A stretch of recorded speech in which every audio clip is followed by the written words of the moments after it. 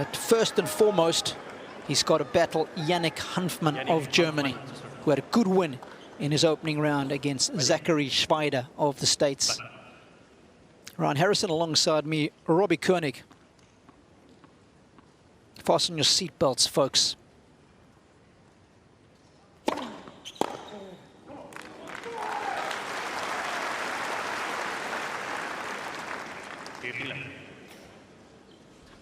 Well, everybody's going to have the eyes on these opening matches for Carlos, just trying to see if that big coaching change is going to show anything early on, some signs of vulnerability.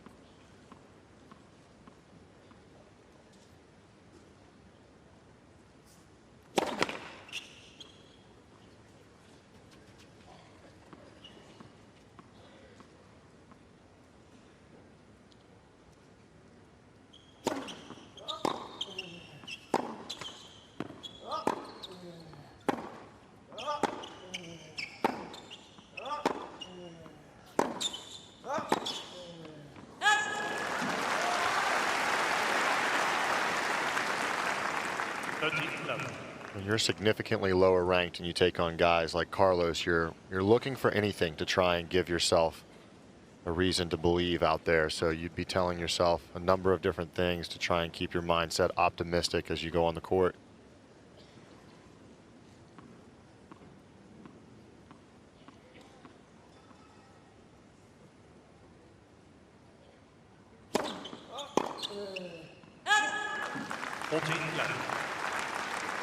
It was a season of building and improving for Hanfmann. Of course, in September, he was down as far as 159 in the rankings. Got it back up to 102 by the end of the season. Some good results.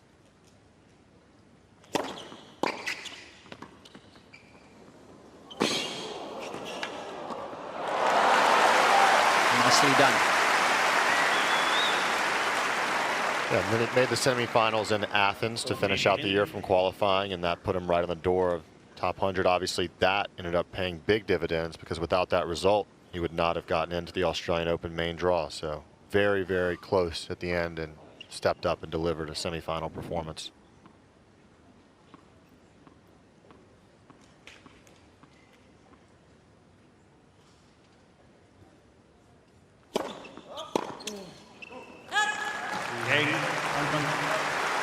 Of course, there was a slight adjustment in the cutoffs for the Australian events for this year.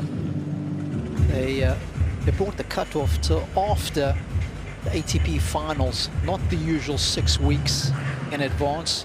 And the idea behind that, folks, was they were discouraging players to play challenges after the World Tour finals to affect their ranking, because that way they were helping players take time off, Ryan. I thought it was a very clever move, because even though those points will count towards your ranking for this year, they won't count for the entry list. So you didn't need to chase points in tournaments after the ATP finals. And of course, next year it'll be done after Paris-Bercy to give players even more time off and know that you're either in or not in the tournaments in Australia and around the world at the start of the season.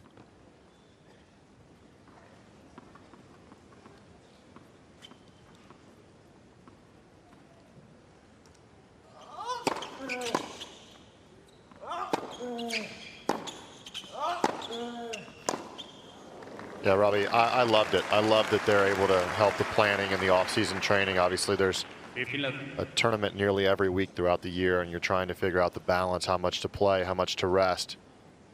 I think it's difficult sometimes to be the one who chooses your own rest, especially when you're trying to build momentum.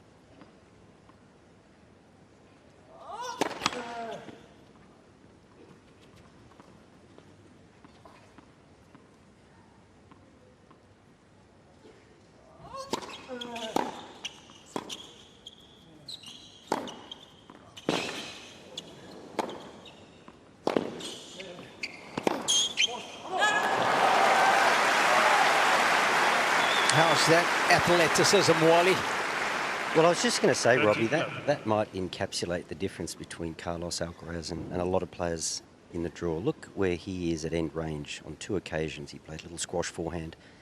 That was the final forehand at end range. So he's in a desperate position, and then he puts Hanfmann in a desperate position, and he just pulls trigger a little wildly. Didn't have the belief that he could get himself back in the point. So these guys, they turn defense into attack. That's a great point there. So many players will be on the defense, and they're just retrieving. They're just trying to get the ball back in play. And Carlos, he has that special ability from all areas of the court. Even when he's on the dead run, he can create angles and sorts of movement on the ball that turn the point around in a hurry. Pay close attention to the start of the Alcaraz serve here.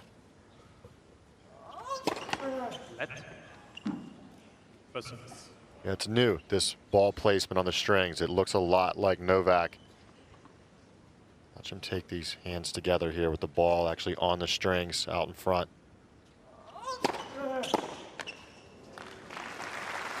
He's able to stay a little bit more relaxed. I think that's the idea. At the beginning, you don't want to have an over grip. So if you look at the way his hand is relaxed, take back, you can see the looseness in the hand and the forearm, and that's what sets the stage for him to have a nice free-flowing snap up top. So a good adjustment there from the Alcaraz camp.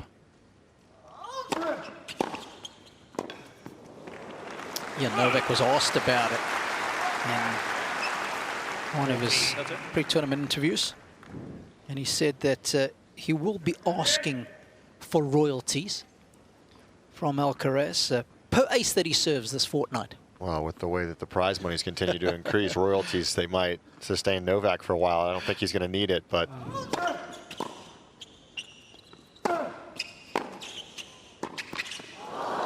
it's one of those things. Thinking back to the PGA Tour, something was crazy statistic-wise that Tiger's caddy was one of the highest-grossing top 10 golfers in the world, right? Because of how much money he would earn. So when you get on the payroll for a guy like Carlos, the percentages, if you're getting any royalties, they can be hefty. Mm-hmm.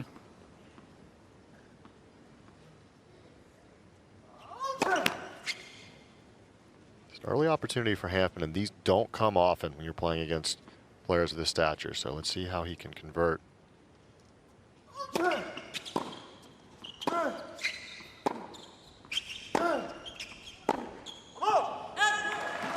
And Wally, how much does it help Hanfmann or hinder him? The fact that he's played Alcaraz on 2 occasions. Once when he was 16, he got a great insight as to what this guy would become.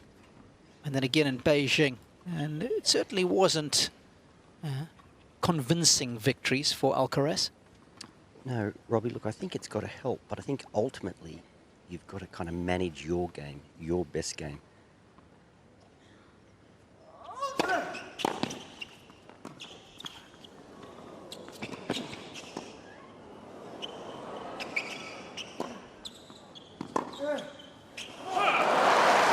I think a lot of players have patterns that they perfect over years, and if you try to go too far away from that, you can come unstuck.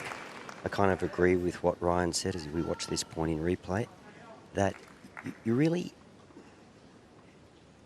almost have to hope for an off day or a bad mood. You need these generational players to give you a little something, a little leg up.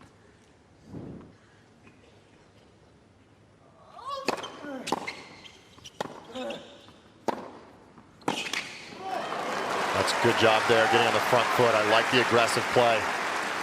Yeah, I think he's got to do plenty of that. If the ball's short and he can take it on the rise, why not? He's a big chap, big reach, he can volley. And I do like too, Ryan, I think I'm preaching to the converted. He serve volleyed at 40 love in his first service game. I'd like to see him do a little bit of serve volleying when he's ahead in the count. Just occasionally, keep changing it up. First break point has come for Hanfmann. Oh.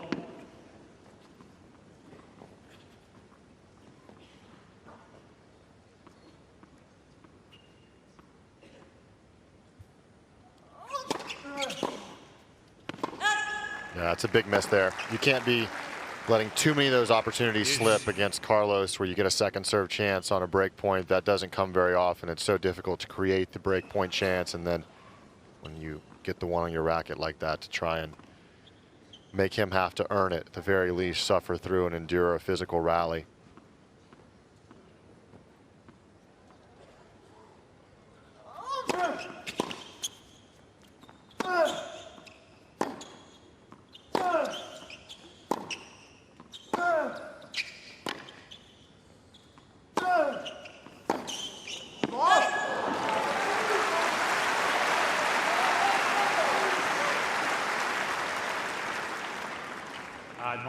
Alcaraz. This is some good ground stroking from Hanfmann. Settled into this match beautifully. On the right is Alvaro, oldest brother of Carlos. Just to the left, Sam Lopez. Of course, traveling on his own now as head coach of Team Alcaraz. Oof. We were talking about perhaps these top players have to be off for something not quite right.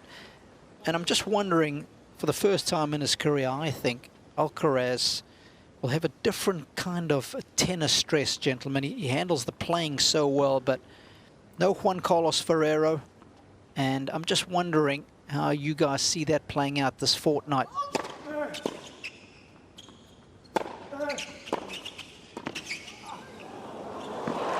That's a beautiful volley there. Well, Robbie, I'll start. I don't love it. I think it's an interesting move. You don't know all the things that happen behind the scenes, but when you've had such consistency within the team for so long, and let's take a look here at this point first. Great deep approach shot, and then the drop volley. Look at the variance between the depth on these two balls. One of them's right next to the baseline, and then this drop volley, the backspin, taking the pace off the ball.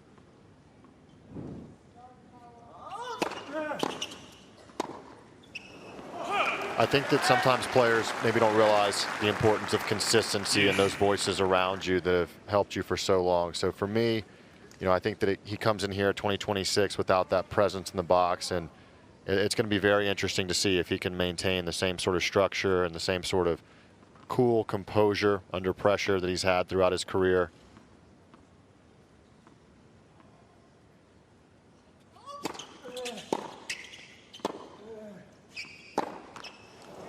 Reading into the statements, it to me seemed as if Juan Carlos Ferrero did not want to step away. It seemed like he was very keen to keep going. So I think that there's a lot to be paying attention to here early on.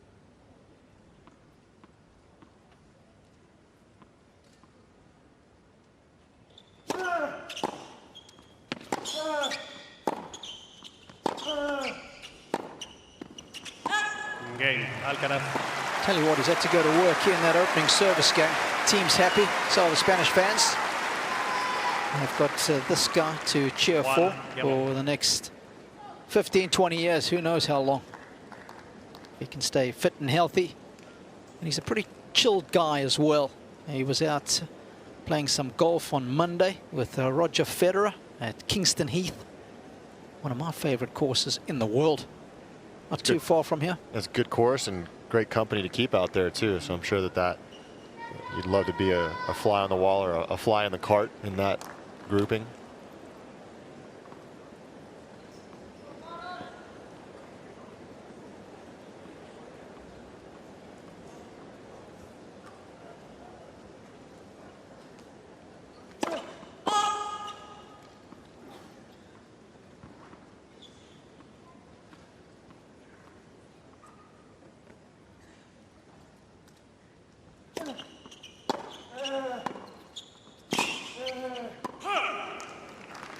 Wally, what's your thoughts on the coaching situation? You've been on both sides of that, so what do you think? It's interesting, isn't it? Because someone like Juan Carlos Ferrero, who's been a great player himself, you know, Grand Slam winner, every morning he wakes up on tour with a guy like Carlos. He kind of knows what's coming. He can look down the track 3 or 6 months. He knows the pressure he'll be under, the expectation, the media attention, you know, agents wanting a little bit more of his charge. That's a little wild, and maybe he can act as a bit of a shield. Carlos may not even know some of the moves that Juan Carlos has made behind the scenes just to protect his player, and you know, it could even be training load, just understanding the emotional toll of a big Grand Slam win, just little things like that. So yeah, I'll be curious to see how it plays out. Sometimes I think for some coaches on tour, you know, every day they wake up, it's a new day. They haven't been through that cycle. Well, that's exactly my thought. I've been in the position myself where at a young age you break through and had some good trajectory early on, and you don't really understand all of the things that come with that pressure and all the things that come with the sort of magnitude and the scale and the expectations that you're under. And it's so important, the team around you, your close friends, family, team to help put you in that sort of bubble.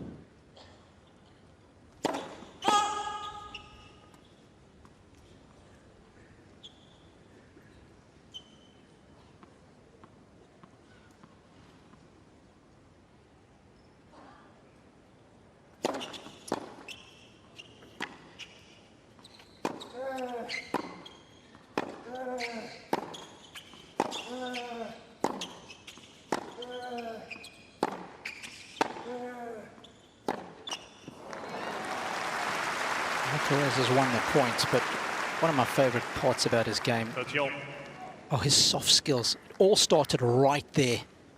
Right there. The ability just to improvise, hit that chip return, get into the rally. He has the best variation of spin of anyone on tour. And that's one of the things that allows him to make some disruption for center, is his ability to shape the ball.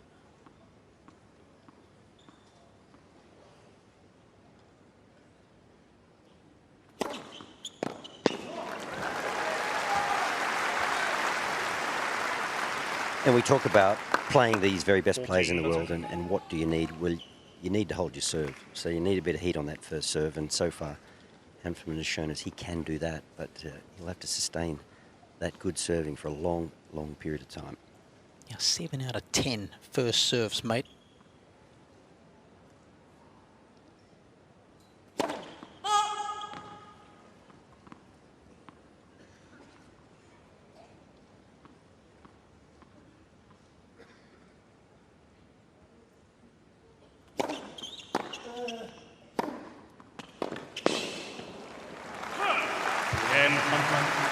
A lot of talk about Alcaraz obviously early on, but Yannick Hanfmann is operating beautifully. He's got a 2-1 lead in the opening set. 2 games to 1.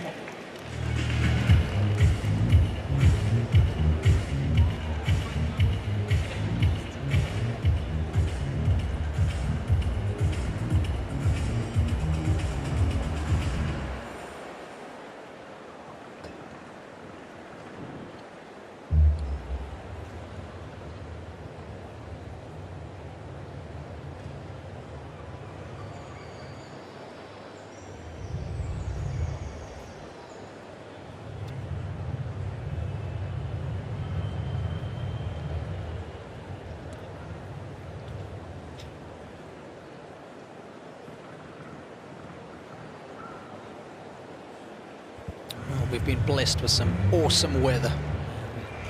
The opening 3 days, this of course is day 4 now. We're into second round action. All of the first round matches are done and dusted.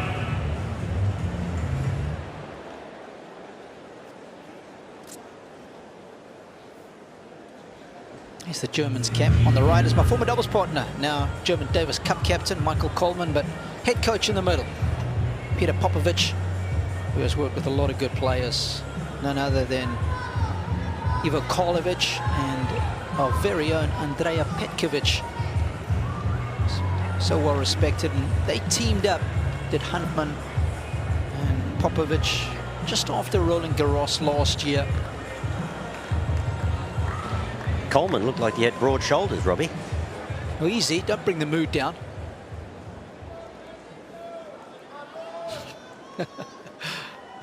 Most of my doubles partners did. You suggesting they had to carry Robbie with those big shoulders? Just a thought.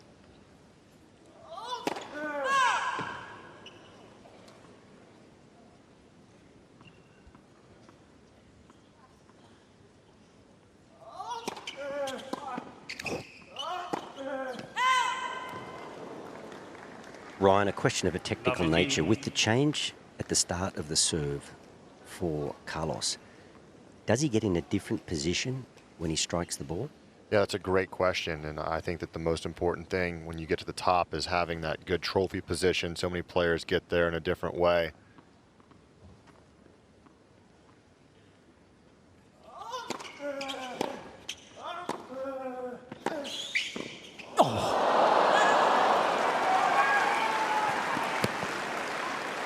Hanfmann again putting some pressure on Carlos. Love 30. Just a little tied up here. This wasn't a planned between the leg shot. This was a product of him trying to cover that angle cross court. The ball being right down the middle. Carlos just mistimes this a little bit. Oh, easily done. So creative. Easily done. Some players wouldn't even think to play that shot.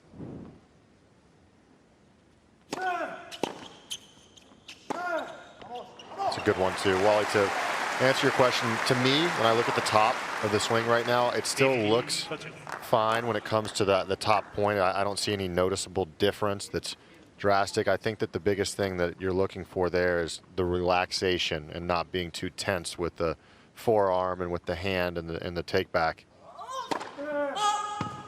Can you see any court level differences in the top position?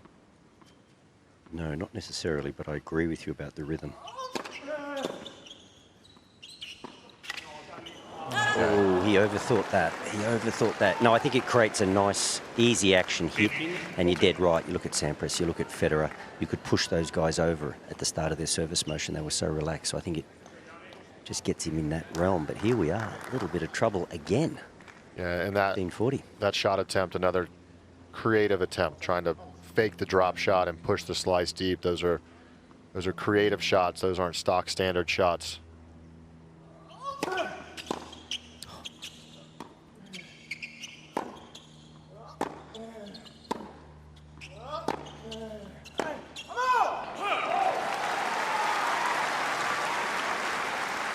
Well, 2 service games in, and Alcaraz is trying to fight off break points. It was the case in his opening service game. Managed to fight off the one that he faced there, but he's 2 consecutive deep here.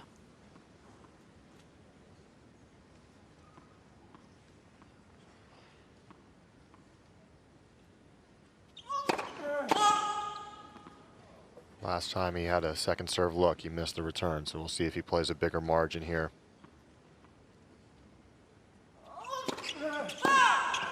Wow. Cain, Hanfmann. Well, Yannick Hanfmann has looked like a really cool customer here Hanfmann leads 3 under the scrutiny against 1. of centre court at Rod Laver Arena. They've played on 2 occasions. If you're joining us for the first time today, he played Alcaraz as a 16-year-old at the Seville Challenger. He lost to him 7-6, 7-6, and he came off the court and said to his girlfriend at the time that this kid is something special. He was obviously a lot smaller than what he is now, but the ball striking was incredible, he said. Intimidation factor is not there like it would be for somebody who's playing Alcaraz for the first time.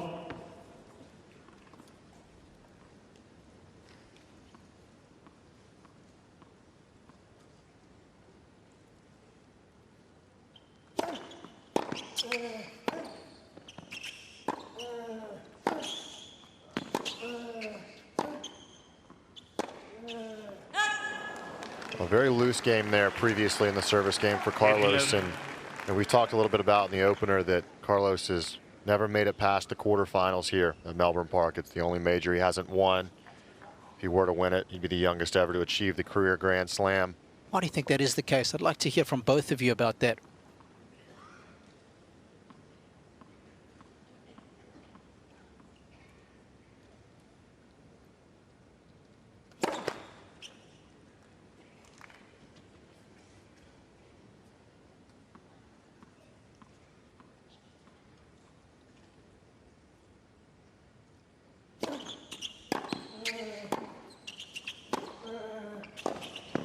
Well, for all the things he does well, sometimes that creativity and the shot selection, especially early on in tournaments, it can be a little bit too much. And we saw that in the previous game where he tried to play the between the legs half volley, ultimately ended up missing an easy ball trying to go for the fake drop shot and push the slice deep. And you saw there in transition this good, easy, smooth approach shot.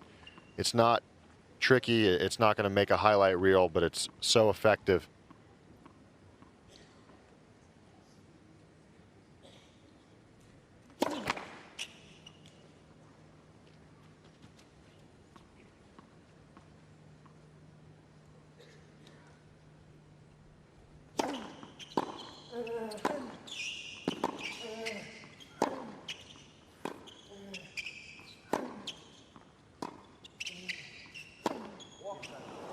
here in Melbourne Park, the conditions, it's not as easy to break serve and to recover from a couple mental lapses as it is in other places. Slower surfaces like the clay, other places where he can maybe have a couple mistakes and then turn around and just up the physicality and the consistency level a bit. Here, you know, you create these chances, and because it's faster conditions, especially a guy like Hanfmann, he can take the racket out of your hands, even for a guy like Carlos, and hit a couple big serves and, you know, serve his way through trouble, whereas it's more difficult on the slower surfaces to do that.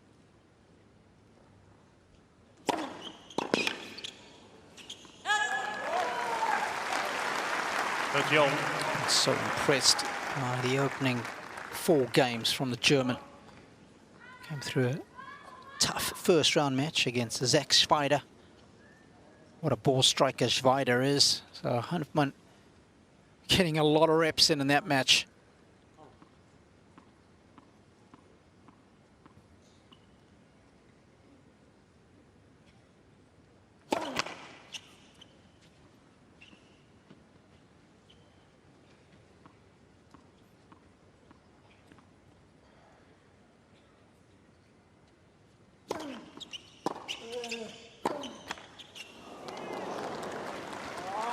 That is the slightly weaker side of Yannick.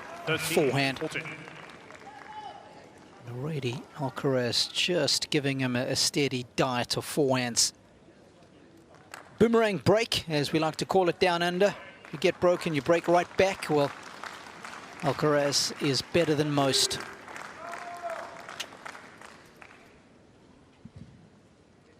He's able to do it 1 in 4.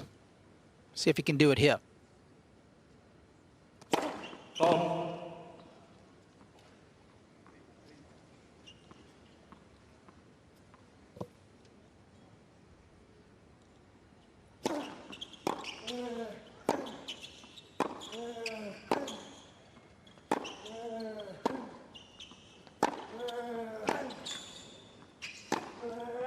Good night.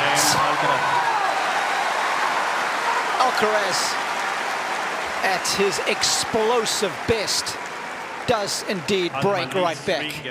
And we're back on serve.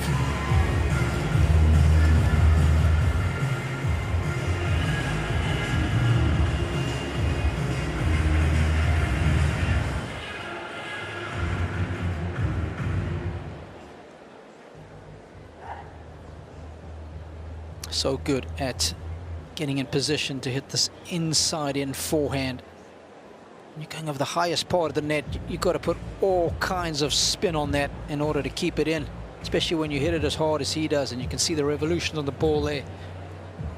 Wonderful camera work. As good as the clarity of his shot selection there.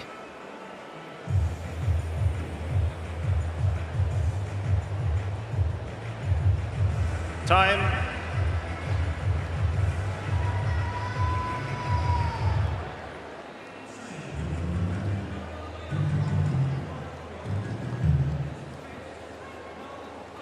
In the first round, Alcaraz got the better of an Aussie, Adam Walton. And again, that was a good contest. Walton gave a heck of an account of himself, I thought. Put a lot of balls in play. In the end, Alcaraz with just too much firepower. But I think a lot of good feedback would have been received by Walton. I think it'll tee him up nicely for the next couple of months.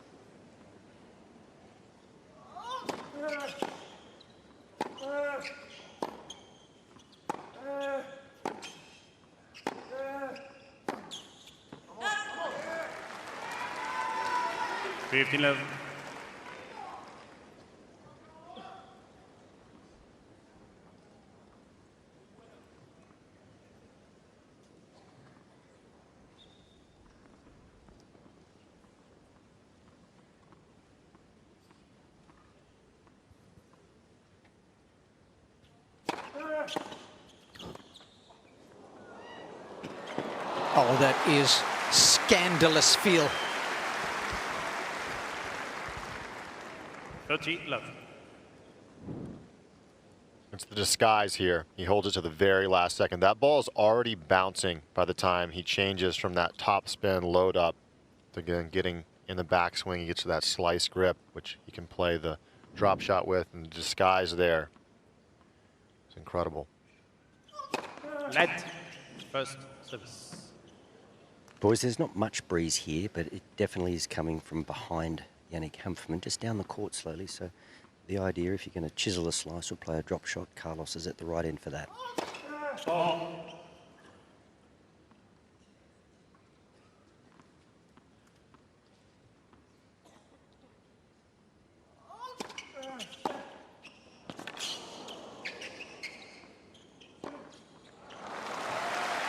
And I think conversely, from where Carlos is, don't worry too much about the heavy kick serve, because it's just going to hold up just that fraction. And I actually would have liked him on that break point in the previous service game to go heavy kick as a first serve with that breeze behind him. He would have got some value out of it. So just got to think your way through this slight breeze.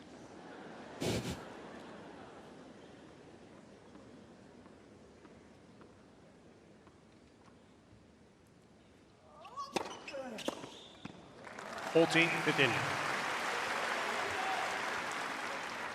Oh, well, that's a great point. Of course, when you're into the breeze, the reason why that drop shot's more effective, when you play the drop shot and the ball's going slow through the air, the wind will hold it up, and it gets further and further away from your opponent who's running. The ball gets held up and doesn't travel out as much.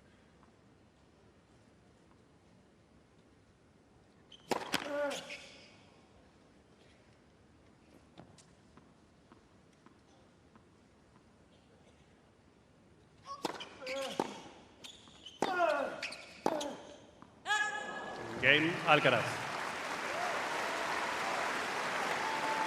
Well, it's been a highly competitive opening 6 games. 3 against all. Break each. This is a very important moment for Hanfmann. After having the early break and a couple break chances in both the opening 2 service games, Carlos with a lot of confidence coming off of a break. He's going to be very careful here, the big German. You get the feeling after 3 service games each, this battle is well and truly joined. Nerves pretty much dissipated here. It's game on.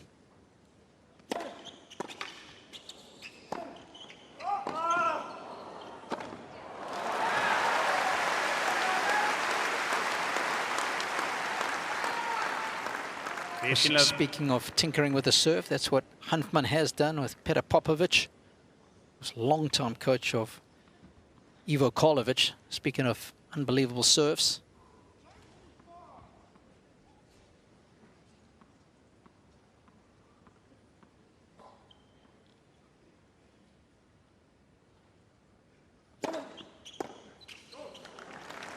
Robbie, Hanfmann does something that's quite unique because he's got quite a wide stance.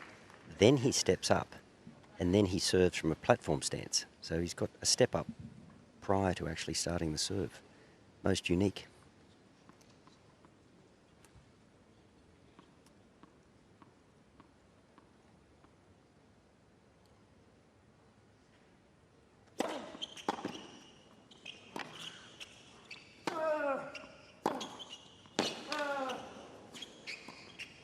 Oh, that is wunderbar.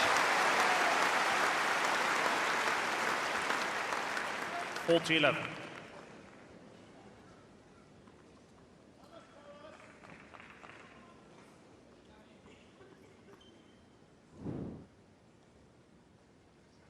Just given Alcaraz a taste of his own medicine there. How often do you see Alcaraz left flat-footed?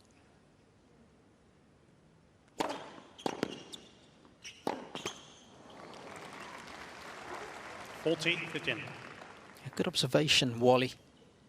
Even for his step up, he doesn't bring it right up.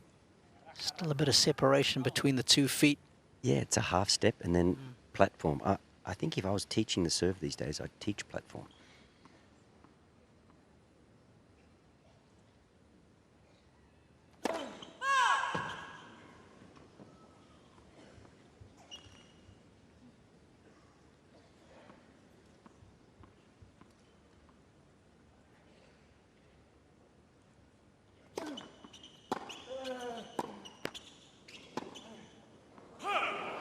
Game, Hanfmann. That's a good hold. with New balls, please. the old balls. And we're still on serve. 4-3 first set.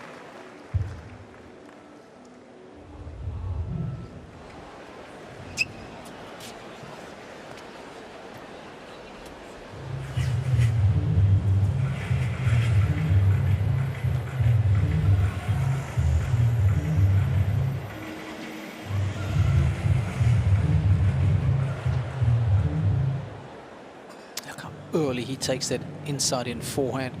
Yeah, that was the point to break. And I love the discipline here. He doesn't go with anything creative or crazy. He just sees the open, and when he does, he transitions the body weight through it. Nice wrist action, turning the racket head over, getting that shape on the ball, allowing for great margin. Watch the way he turns his hand over at contact, over and out. The ball has so much whip on it. Time.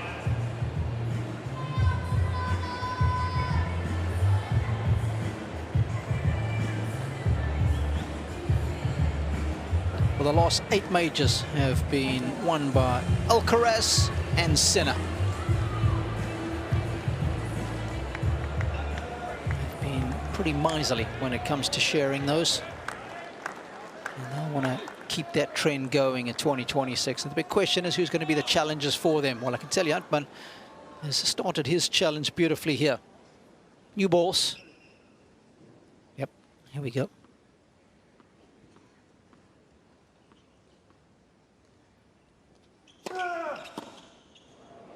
I can tell you that is the first point that Alcaraz has won on the first serve when he served to the backhand of Hanfmann. That's how good the return has been from that side for the German. Beaten for pace on that occasion. Guys, I'm pleased to say Shuzo Matsuoka caught that beautifully in the stands.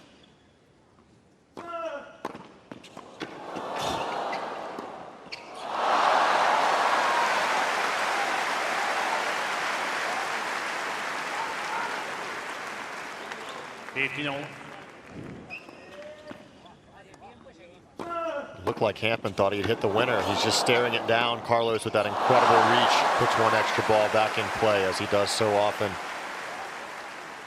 A good German penalty taker, going straight down the middle. They don't miss too many of those.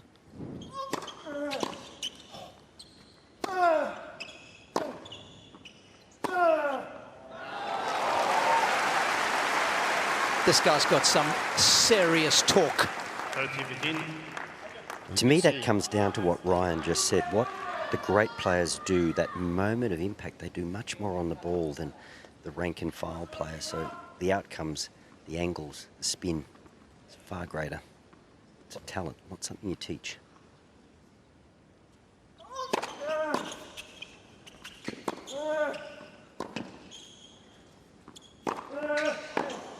Oh, he read it correctly.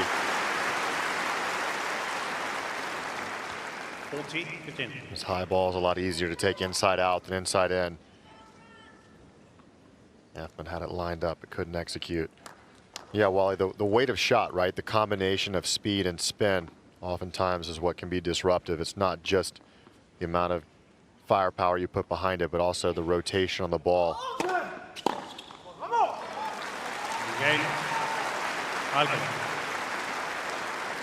Well, it can seem from here like Carlos has got a different level of focus and engagement here in the last 15 minutes or so, ever since he got broken. Yeah, that's right. We know Carlos is an entertainer. We know he's got a lot of shots. We saw him get broken. You called it when he went to hit a deep, a drop shot, faked the drop shot, went the deep slice, got it wrong.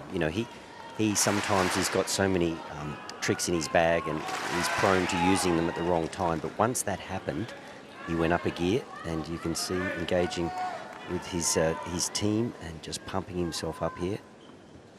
This is the business end of the set.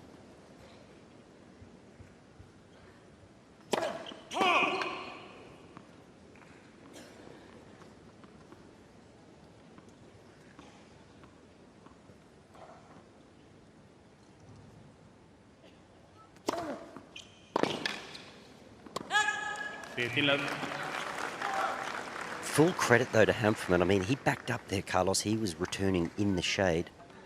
Hanfmann, of course, used the angle that was available to him. He's done a lot right, the German.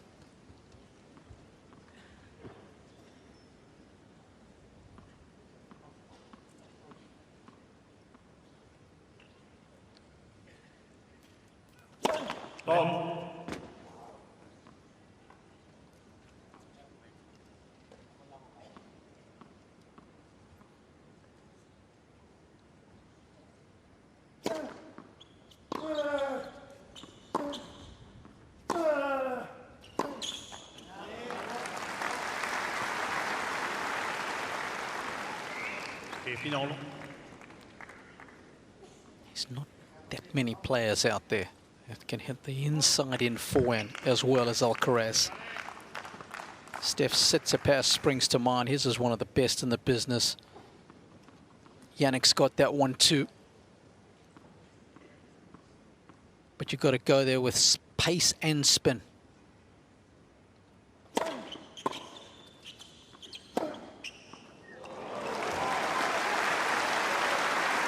Speaking of spin control. 13-15. Well, the experience right now from Hanfmann is showing. A lot of times you get up the early break, especially against a top opponent, and you're not able to consolidate it. It can be easy to let that set get away from you. I love the composure here, just getting back to business.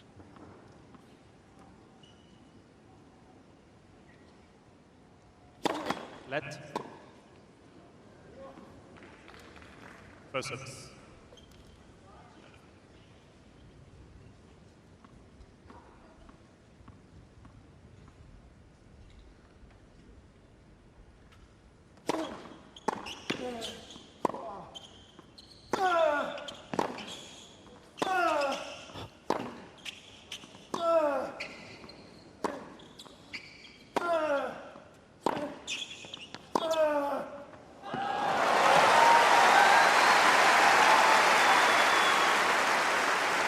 Just breathtakingly brutal. 30-all. Check out the margin on this ball. This is a devastating finish, but that ball has shape, has rotation, and there's not much that can go wrong with that. That's shaping over the net 2, 3, 4 feet, and there's just so much margin for error.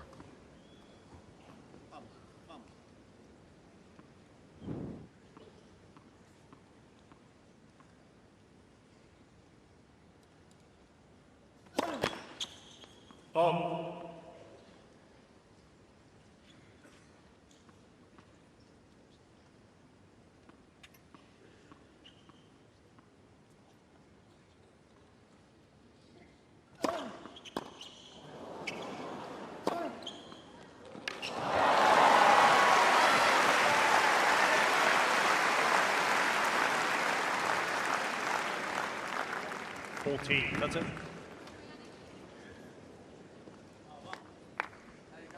Brilliant second serve. That's teed up that comfortable forehand. It's right where the coach would put the cone when he's feeding you easy balls. Tight to the corner.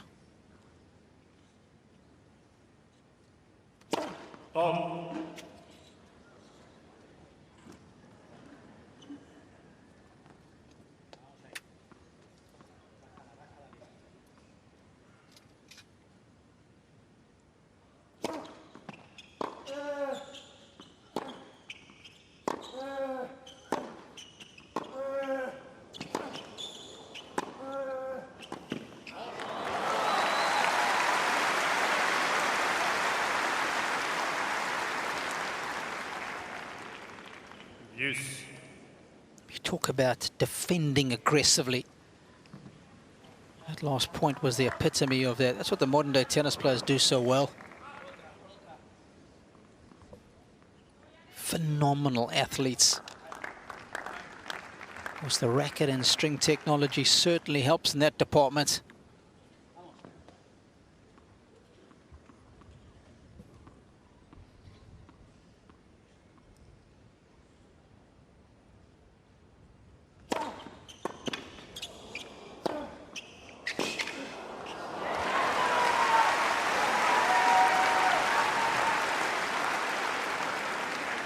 Advantage, Hanfmann. First real signs of frustration from Alcaraz. It's a good move here, taking this ball out of the air, recognizing that ball was going to land pretty deep and taking the step forward rather than letting it come down and having the point reset. Don't see that too often from Alcaraz. Ball.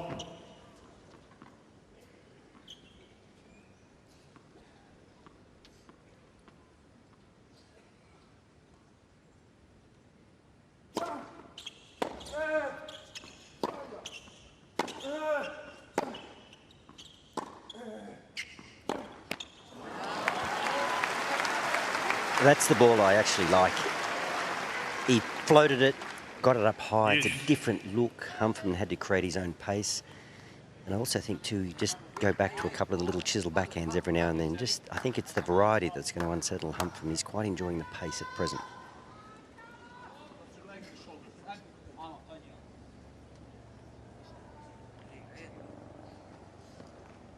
Here is coach just talking about his legs and shoulders on the serve.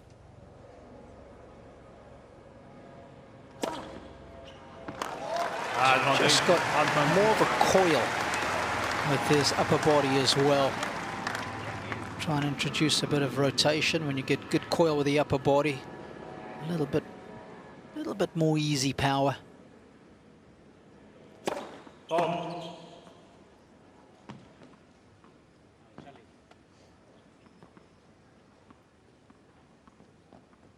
Standing really deep for the second serve return.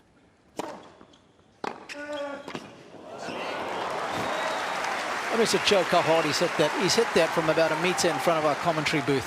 And I'm thinking that's a decent second serve, Ryan. Yeah, and the thing about the ball there is how much it shapes as well. He rips it, but watch the rotation, how it gets down low, below the level of the net. So it's not just about the power. This ball is actually rotating at a spin rate that is really hard to control.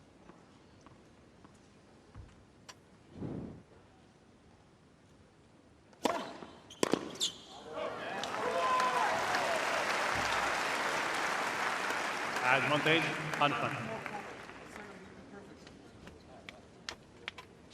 I'm all good, all good.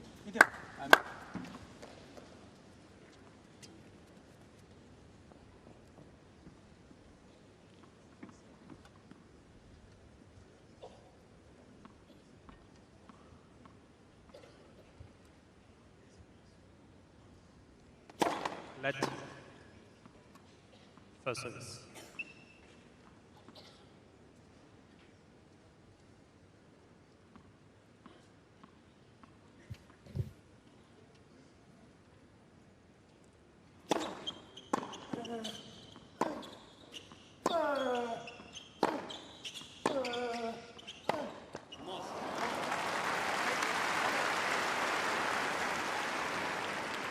Use. The longest game of the match, proving to be a real arm wrestle.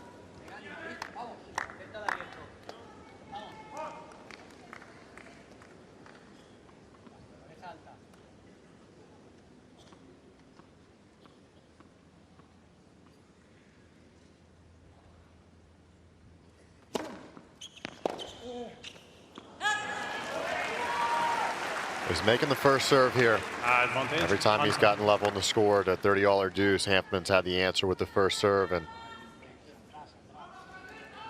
Carlos is still frustrated. He's not able to break through here. First serve percentage for Hanfmann on 54%, but he's making the crucial ones. Oh.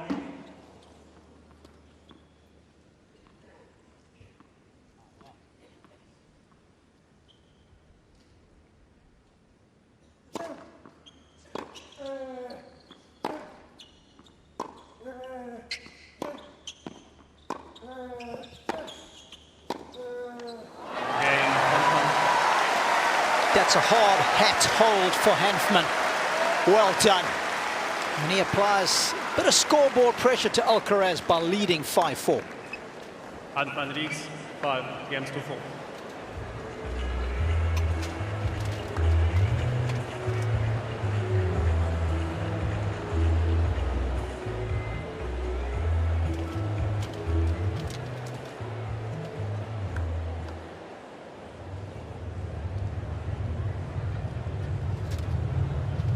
from Karlsruhe, Germany.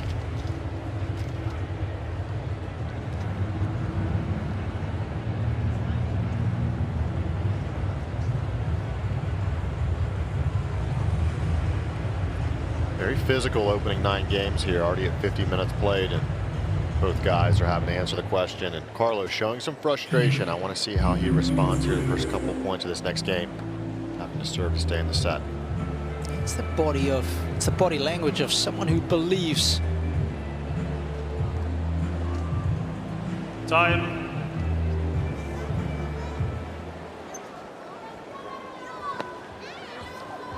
Slightly more blustery conditions, it seems. This is just outside of Margaret Court Arena. Wally Mercer courtside. Wally, what's the wind doing here on Rod Laver Arena? Yeah, it favours Hanfmann. It's very slight at court level, but it does make a difference. And you saw in the previous game, you saw Carlos float a couple of balls up high. With the benefit of the wind, they bounced that little bit extra. I don't think we'll be adopting the same tactic from down here. Got to be a little more direct, and hasn't Hanfmann been direct? I mean, he has some genuine firepower off the forehand.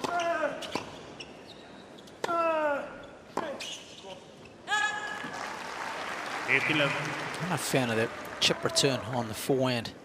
Get the ball back in play. I think most players return better off the backhand. It's a shorter, more compact return. He's got some nice purchase on those chips. It's not like Alcaraz has been able to hit clean winners off the first ball.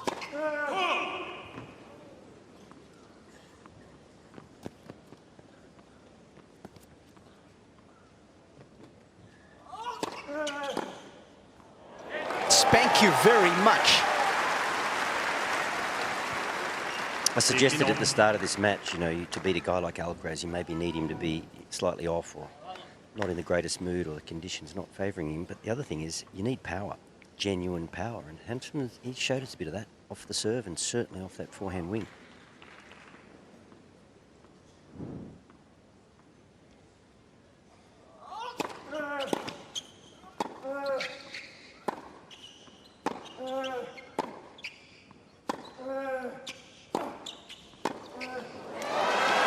And guys, that's why I would suggest not flipping the ball up high from this end, because you're just not going to get the kick off the court. It's actually going to say sit there. It's going to sit there and say hit me.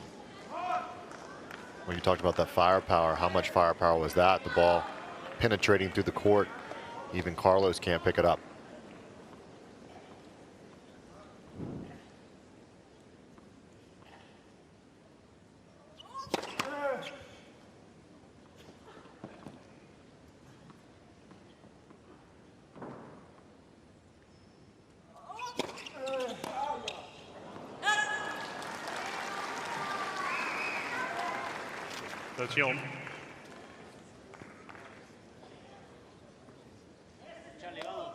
It's a half chance that's gone begging. Hasn't missed too many second serve returns.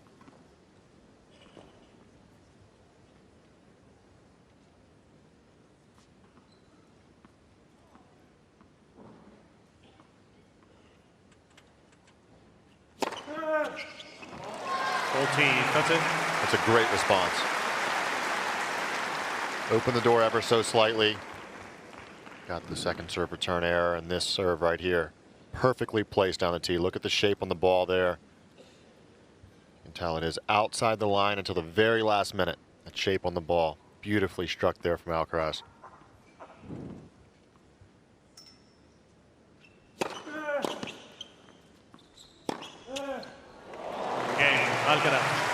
That's how you spread a court. It shows you how important that 15-30 point was for Alcaraz to get the freebie. What a missed opportunity it was for the German. Magnificent linear strike, postage stamp backhand, right in the top corner. It's an interesting shot, isn't it, right there? He's actually hitting a cross-court backhand. He was outside the doubles alley, hitting it cross-court, threading the line. Takes a bit of nerve.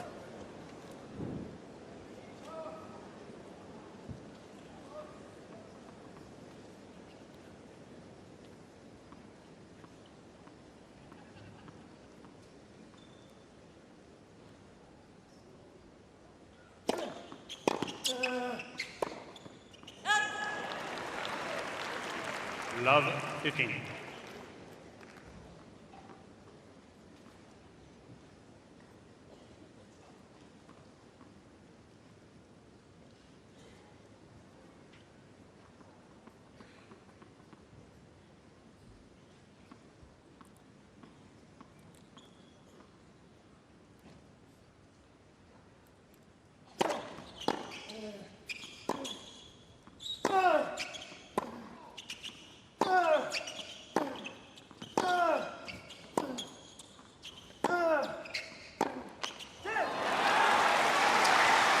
Guys, probably one thing I would say if I was in Carlos's camp to him, just your depth, your depth. You're hitting the ball well, but he has dropped quite a lot of balls around the service line in that particular rally.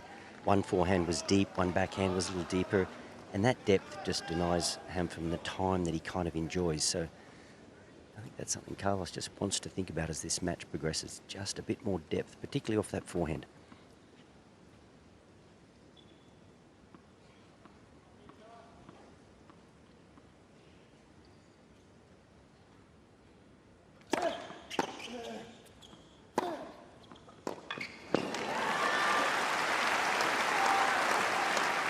Case in point there, Wally, right? That ball's a little shorter. I know it's off the return, but then when it is shorter, Hanfmann, when he steps into the ball, he can create so much firepower with the forehand wing. And as you said earlier, you need firepower in order to be disruptive. To a guy like Carlos, you've got to be able to make him feel uncomfortable.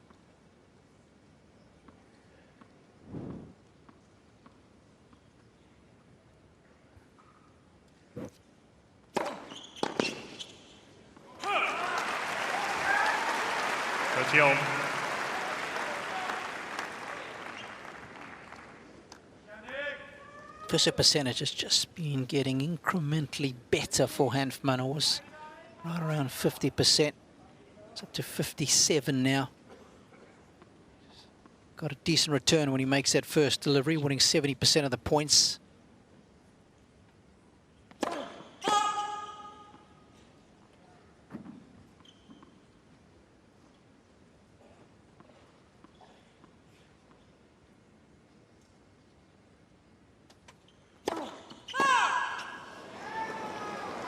He needs that first serve.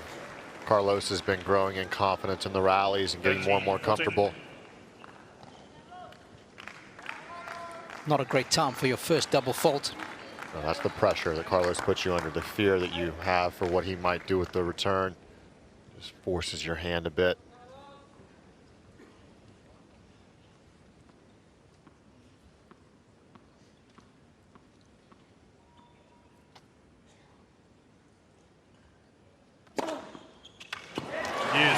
What a response. It's big time tennis on a big time point. And I guess all that work that he's done, tinkering with the serve, when it comes to fruition in a moment like that, it's got to feel good. It was worth the effort.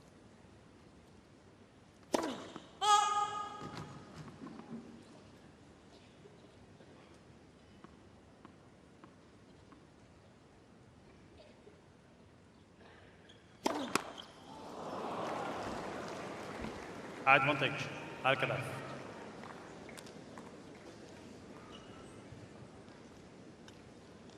Well, he's let me down there when I'm bigging him up for the changes he was prepared to make.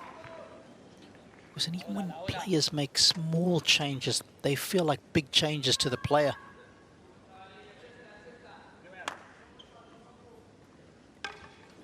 Nope, Carlos with a mishandling of the racket flip.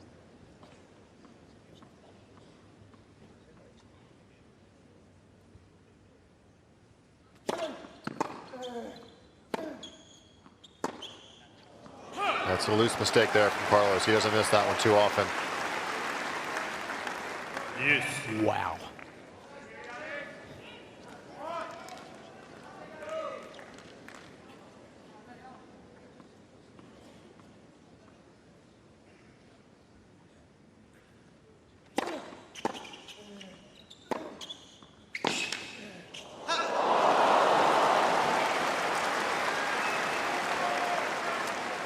Well, a lot of players might be 2 sets down after an hour going toe-to-toe with Alcaraz.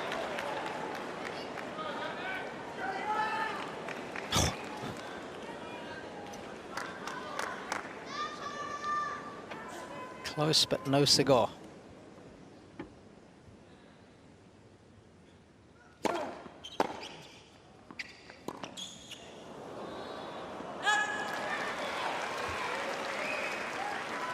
Yes.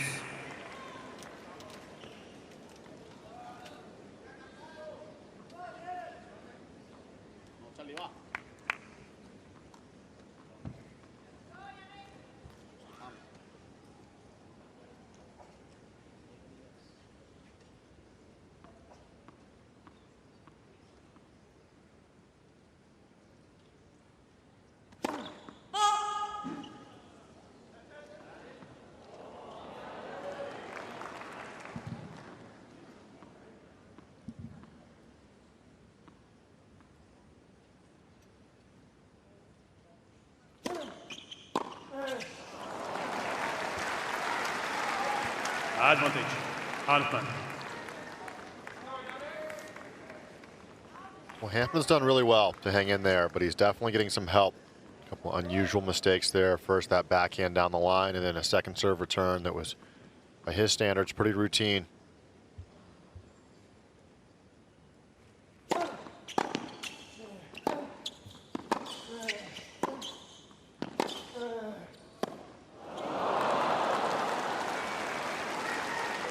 Well, there was a benefit there. That ball actually skipped off the service line. Just came on really quickly from Alcaraz. But once again, I go back to the fact that Hanfmann is kind of winning the real estate battle in a lot of these rallies. He's on or around the baseline. There's that ball that just shoots through a little quicker. And it's Carlos that's actually getting pushed back. So I think if Carlos is getting pushed back, he's got to flight that ball. He's got to give it a bit more depth. Try to win that arm wrestle, get closer to the baseline when he wants to pull trigger line with that backhand, for example.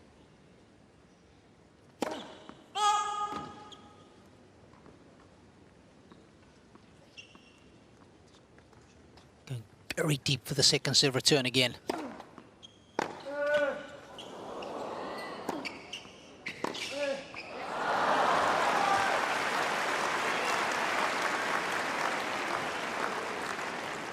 But it's like he's not marrying the trajectory Yes. of his shots from where he is in the court. Like that has to be Casper Ruud-like when you're that deep in the court. He's got to flip that up pretty high and deep, and I guarantee you, if he does that, if he gets it right once, he will win the point, and that will be the way forward.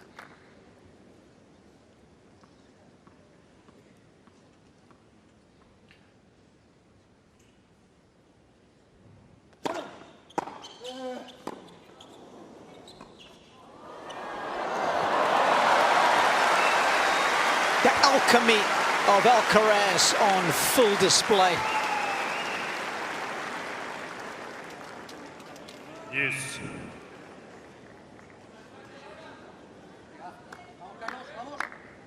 In the words of Mick Jagger, he was practiced in the art of deception. And he got what he wanted.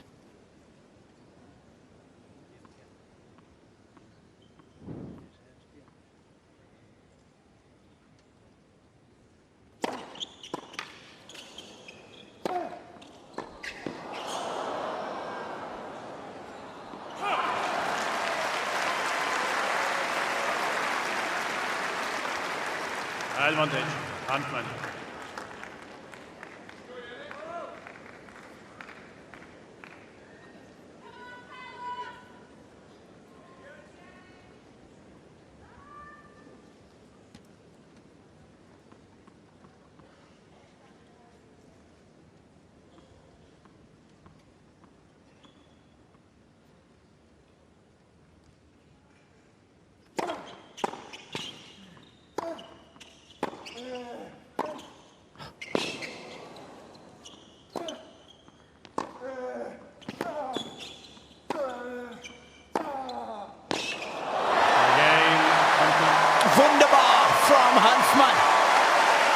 Applause all round.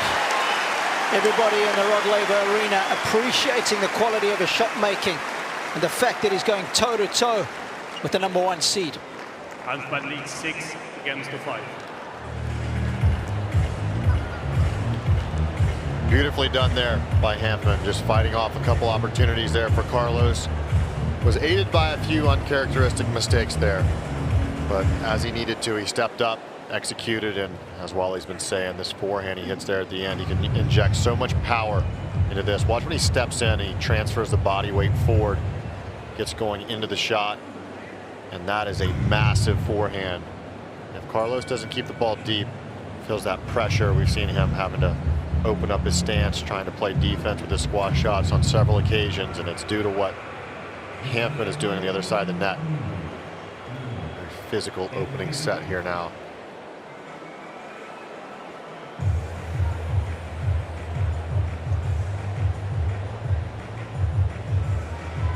Time.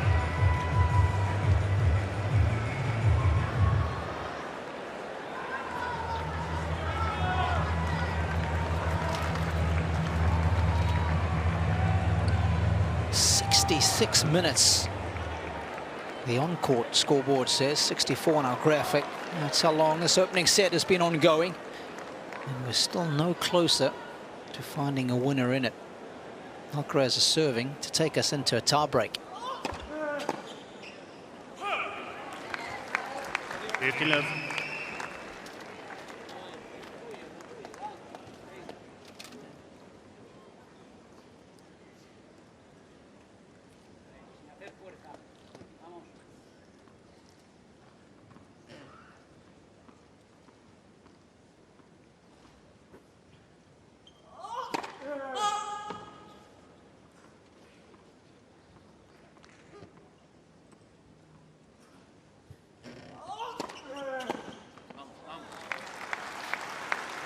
Well, he might have borrowed Djokovic's service motion at the start of it. He's also borrowed that quick second serve down the middle on the ad side. Novak certainly has made that serve in particular his own last couple of seasons. 174 on the gun there for a second serve. That's very big for a second serve.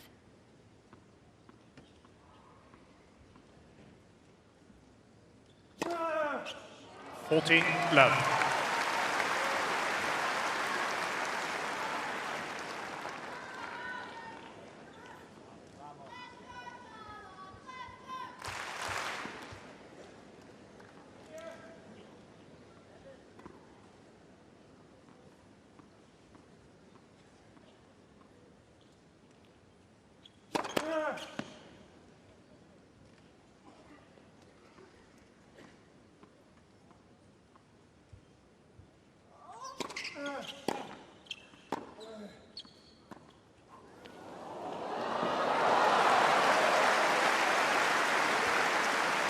Creativity. Thy name is Yannick. 14-15. Well, you try to take something away from the best of the best, and Carlos has been making this one of his best shots, and Hanfmann saying, hey, I'll see your drop shot and raise you a drop shot. And it's the second time Alcaraz has not seen it coming. Hasn't even been able to get a racket on ball.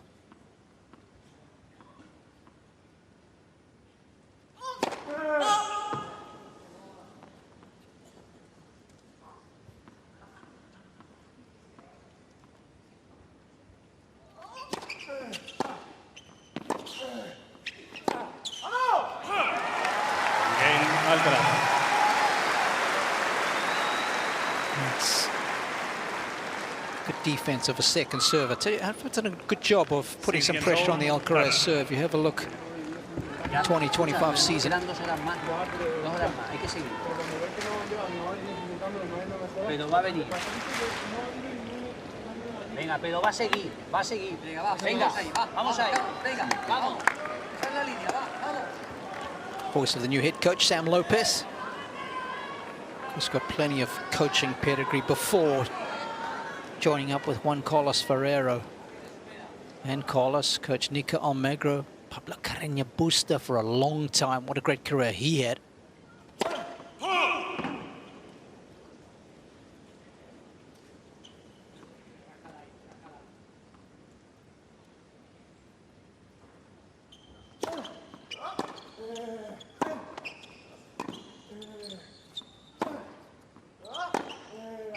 Beautiful.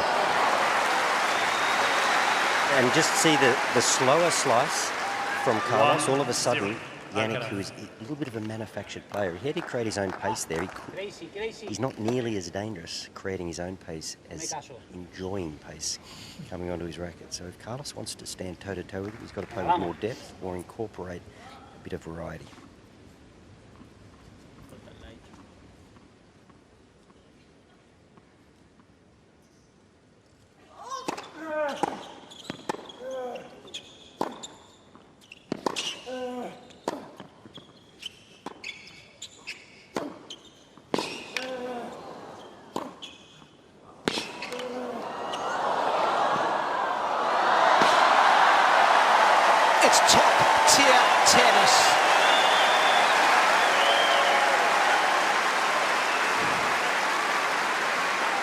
Beautiful angles here, opening up the court, and then knowing how well the instincts play into it for Carlos, going behind him with the drop shot. Carlos expecting that ball to go back to the open court. Beautifully touched. I mean, how good have some of his drop shots been in this opening set? Showing us some good firepower and some good feel, the German.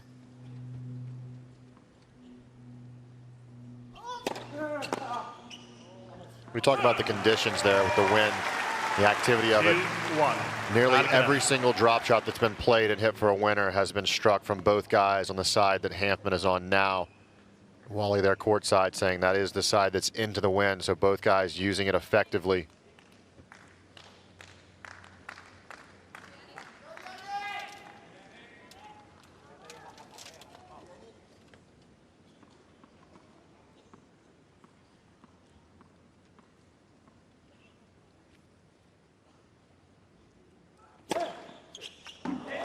All.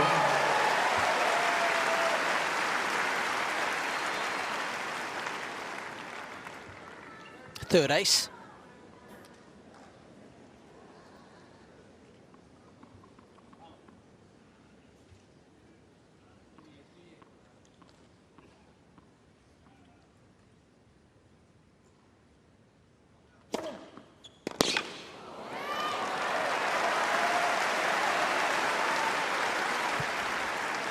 3-2. Hanfmann.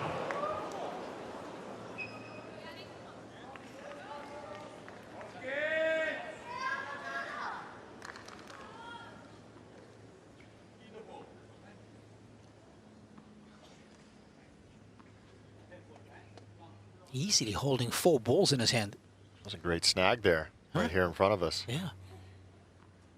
Just choosing from the quad squad. Which are the 2 best?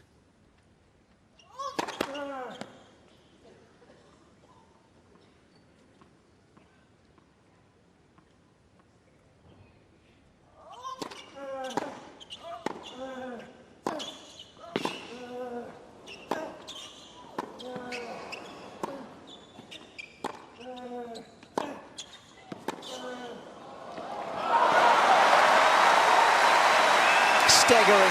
Just staggering how good that was. Hanfmann can't play a better point than that. 3-0. Just everything he's got into all of these ball strikes, and Carlos just continues to match him pound for pound until finally he sees just a little opening. And that's the world #1 right there, stepping up, knowing that he just endured the best that Hanfmann has and still came out on top.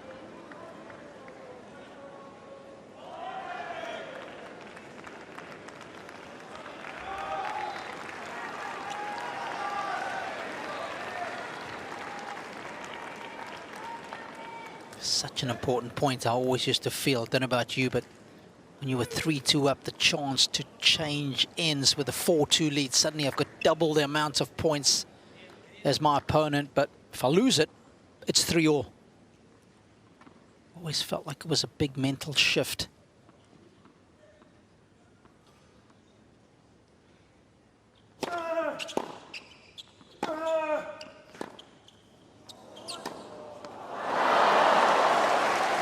That's where the creativity, it can be his biggest asset, and also at times just too many options in the bag. Plays this slice with so much whip on it, tries to really work it from left to right. It was the right idea, wasn't it? Just played a little too extravagantly. Yeah, most definitely. Now this is interesting. Talk about big points. Losing that 3-4, 2 serves for Hanfmann. He's playing the set of his life.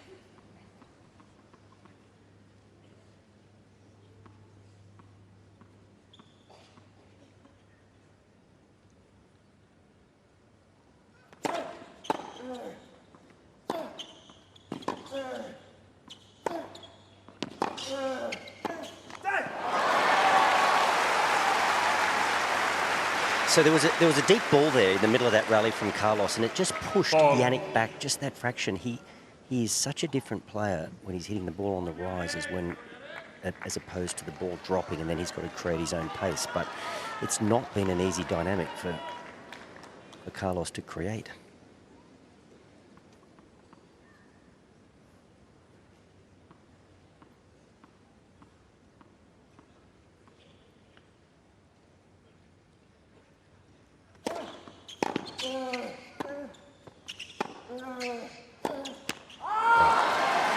And those last 2 points are a product of what happened on that 3-2 point where Hanfmann played so aggressively and was stepping in. Carlos endured all those strikes, and now Hanfmann gets into another rally. He tries to change it up a bit, tries to play a little bit heavier and gets away from that dictating tennis.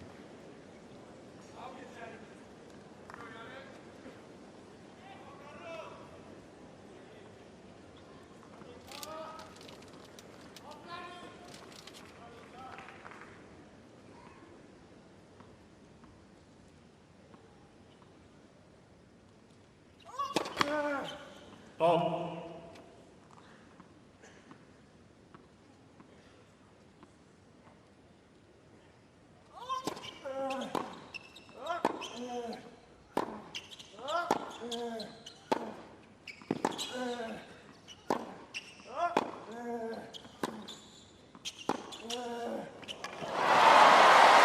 He's just an awesome force of nature, this young man. And guys, how brave is that to play that shot at this stage of the match? Well, he's wrong-footing Hanfmann, understanding that Hanfmann, not the best mover on tour, moves pretty well for his size, but has to anticipate, and Carlos with the vision sets up 2 set points here. Remarkable raise in level here, the world number 1.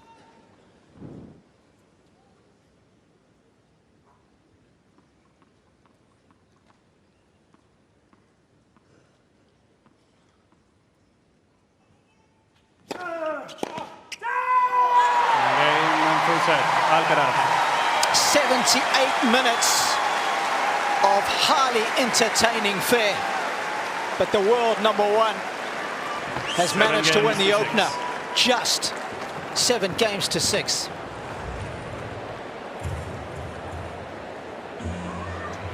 That's what the best of the best do. It wasn't his favorite set by any means, under a lot of pressure throughout. Hanfmann playing about as well as he could play. Then right there at the change of ends, 3-all in the tiebreaker. Carlos kicks it up a gear. You can see by the numbers, he kept that first serve percentage up, 69%. Does really well behind second serve as well, 60% of points won. 16 winners, 16 unforced errors, playing very aggressively. You can see the 24 unforced errors from Hanfmann, which is playing with danger a little bit too much. Both guys secured 1 break, but in the end, Carlos at the very tail end of that set kicks it up a notch, gets out to a set lead.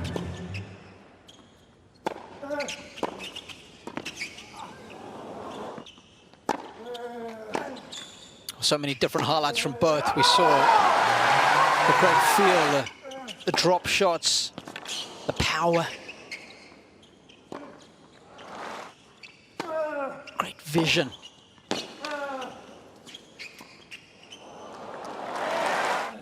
Hanfmann doing such a good job with the drop shots that he played, but that was the big point. 5-4 on the breaker. Early, accurate, athletic. Time. He enjoyed every minute of the pressure.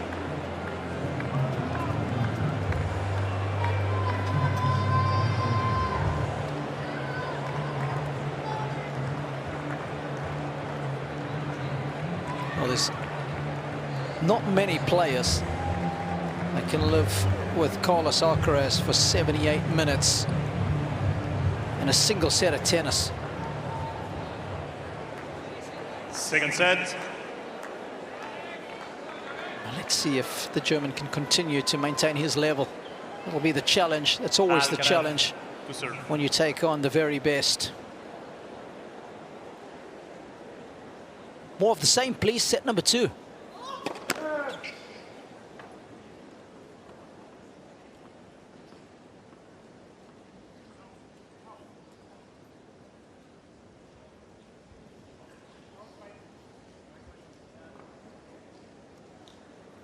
We might have an incident in the crowd. Someone might be unwell. So I think Damien Dumoussois.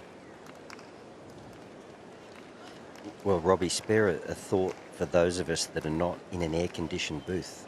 I'm in fact sitting in that stand. Mm-hmm.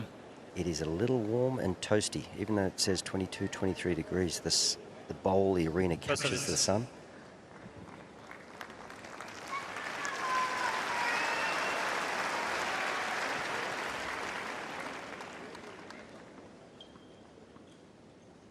Okay, all sorted. Here we go. Let for service.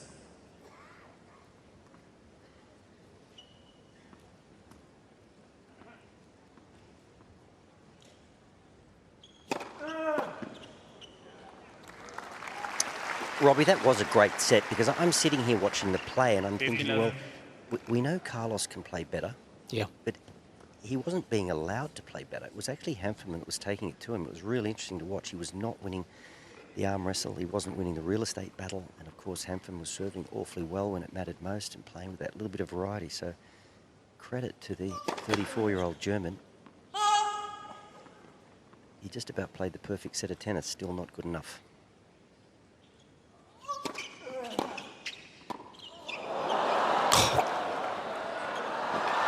Oh, this guy is something else. 15-all.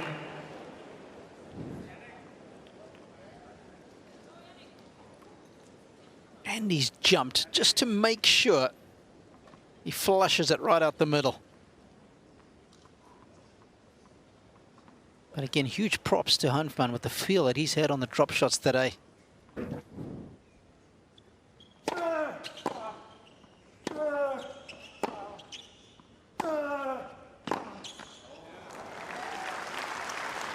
Yannick.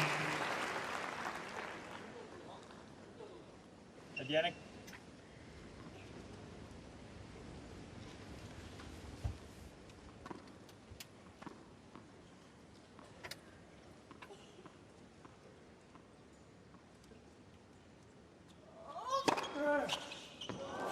Continue.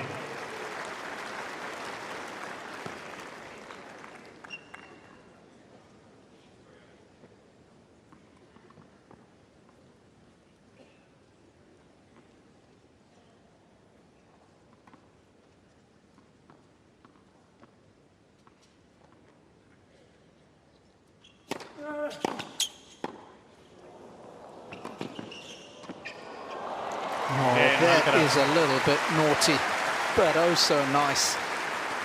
First game, second set. Just the wherewithal not to panic. Not trying to overplay the volley, just go for a bit of placement here when you get caught in no man's land. Well, the feet are moving fast, but the hands and the upper body stays relaxed, and that's what you want to do. That's what he's so good at. He's so explosive, and he's moving quickly, but he's under control. And that, you know, you talk about the similarities on serve with Novak, and that's what Novak does so well and has for so long, is moving quickly, but with incredible balance and vision. Carlos has been able to do that. That was outrageous, wasn't it? That pick up off the return, because you don't practice that. There's no drills that you do for that sort of scenario. Maybe if you serve and volley a few times, you have to jag a few low volleys, but he was mid-court, he had the wrong grip, he was not ready, and somehow he made it happen.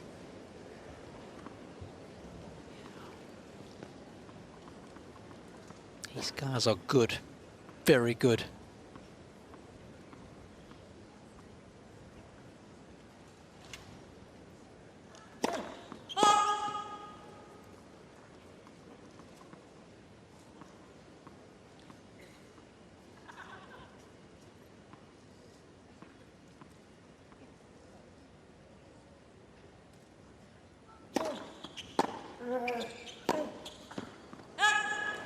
So here's the great challenge now for Yannick. He can't think of this match, that was a set. He's got to think in terms of time. He's got to think this next 15 minutes is incredibly important. I've got to stay close. I've got to keep scoreboard pressure. Don't think that the set has just gone. Just think of it in terms of time. 10 more minutes.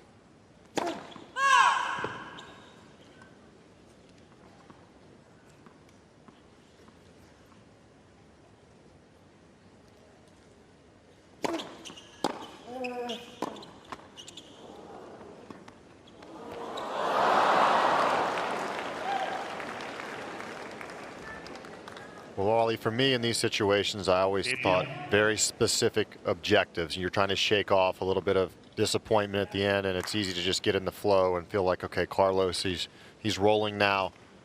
So I think that if you can try and think about, okay, what's the game plan? Let's get back to the basics of it. How do we start the match? What are we focusing on? And really slow things down a bit. Yep, the disappointment of the set has to disappear. The lost set. And I think that that's where you play those little mind games with yourself. As you said, 10 minutes, you know, don't put it in the perspective of what the score is or wherever you're at in the match. You've got to try and give yourself something to shake off.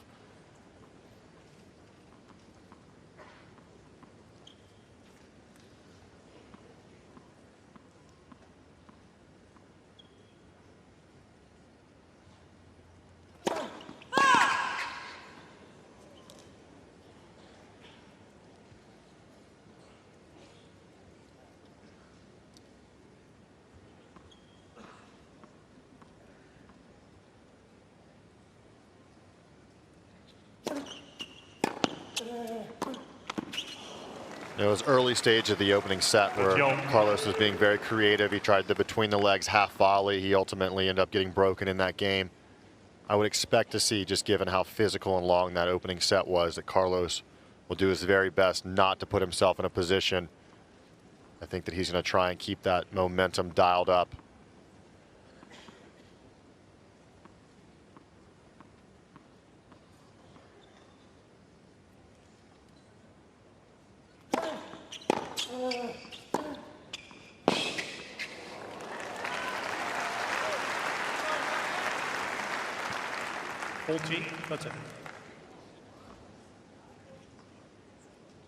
And conversely, that's why I didn't like that drop shot that Carlos played when he had a mid-court forehand. I think this is the time to go to work now, sort of Rafa style. Get that mid-court forehand and just make Yannick work. If it's another 2 or 3 balls that he's got to fight for, just take a little bit more out of him. Yeah, I couldn't agree more. I think if he rips that ball and keeps him moving, that Yannick, you know, the physicality of the set. Obviously, he's 34 years of age. He's a big frame. Hasn't played the number of 5-set battles that Carlos has. You've got to think about, you know, taking the legs out from under him as well. Make him force the initiative. This is really well done here, taking that forehand swing volley. He's played that swing volley on the forehand side a few different occasions. I like that play from him rather than letting the ball reset and drop.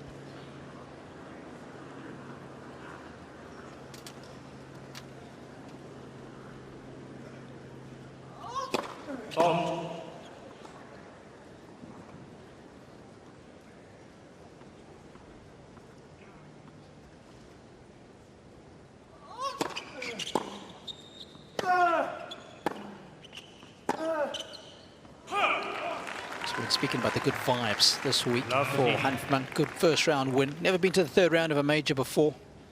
Of course, when he snuck into the draw, one of the last to get into the main draw, he had an extra week here in Melbourne. Of course, got engaged to his long-time girlfriend, Sophie. Took a drive down to Red Bluff Lookout and made the proposal there. The good news was, she said yes.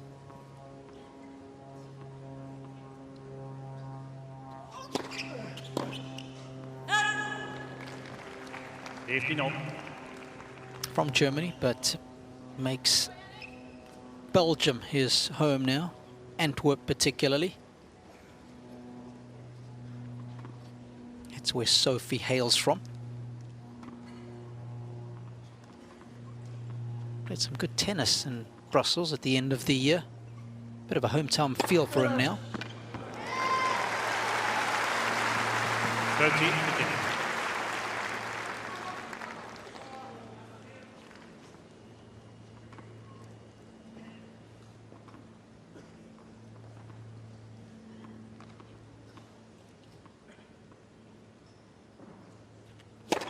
Oh.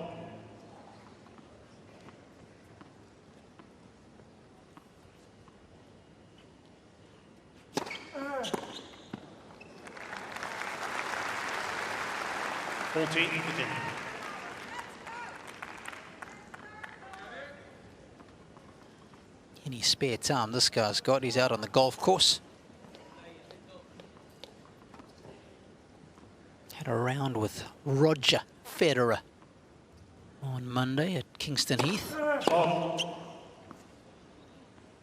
Still trying to get some intel as to who came out on top there.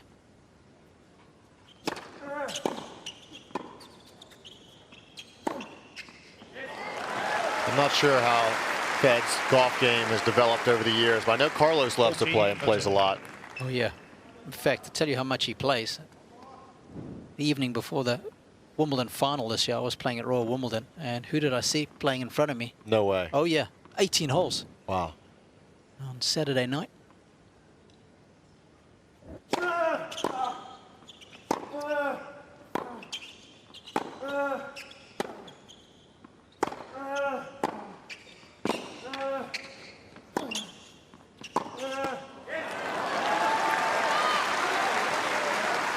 And just see where both men finish that point. Hanfmann, he's on the baseline, and Carlos probably 2 to 3 meters behind the baseline. And that has played out time and time again. Hanfmann has done so well to hold his ground. And if Alcaraz doesn't play with depth, he's doing the retrieving. This is about as animated as you'll see Carlos get. He's so difficult to rattle.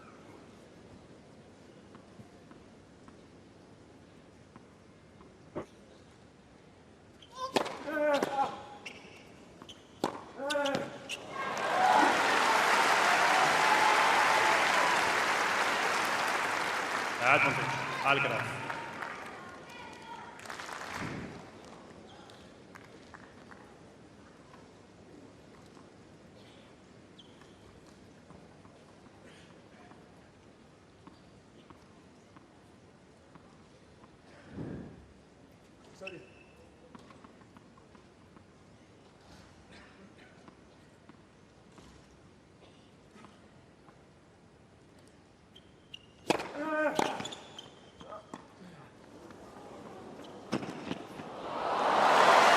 Well watched.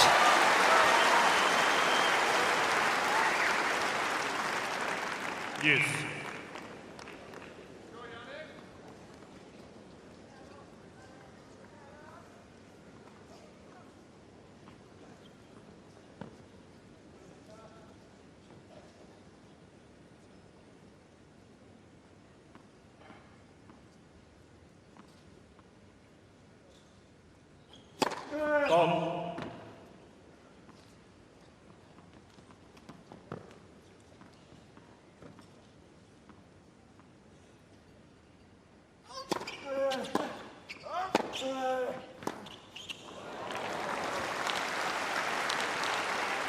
Advantage, Alcaraz.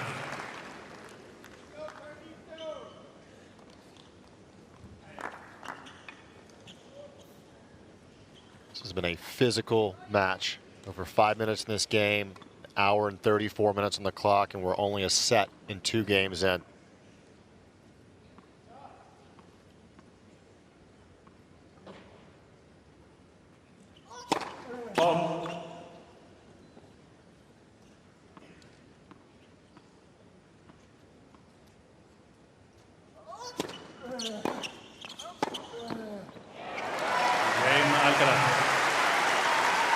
Runs out the third game of the second set. Alcaraz with a 2-1 lead. 2 games to 1.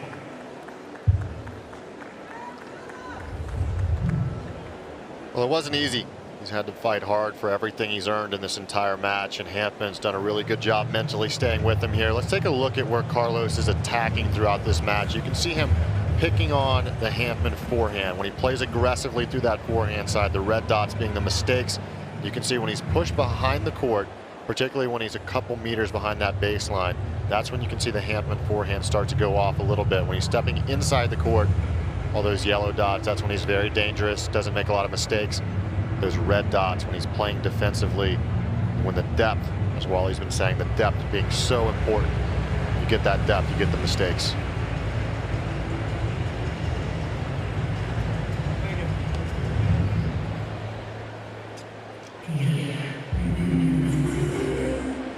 Time.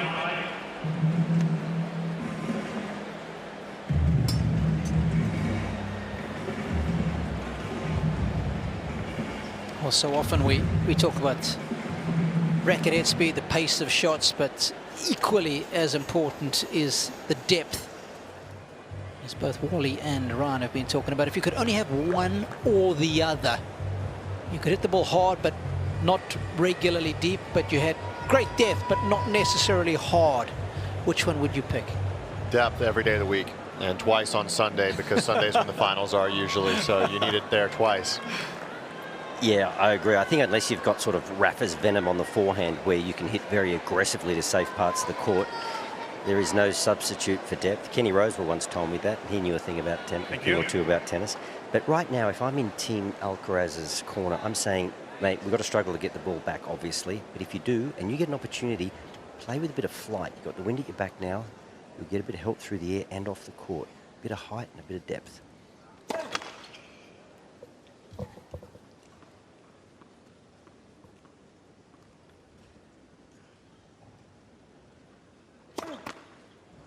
New balls here. Lovely team. Wally, I love your network, just being such a tennis enthusiast myself. The guys that you are in close contact with, your close friends, of course, you yourself. As a tennis enthusiast, I love it. Yeah, same generation as those guys as Wally.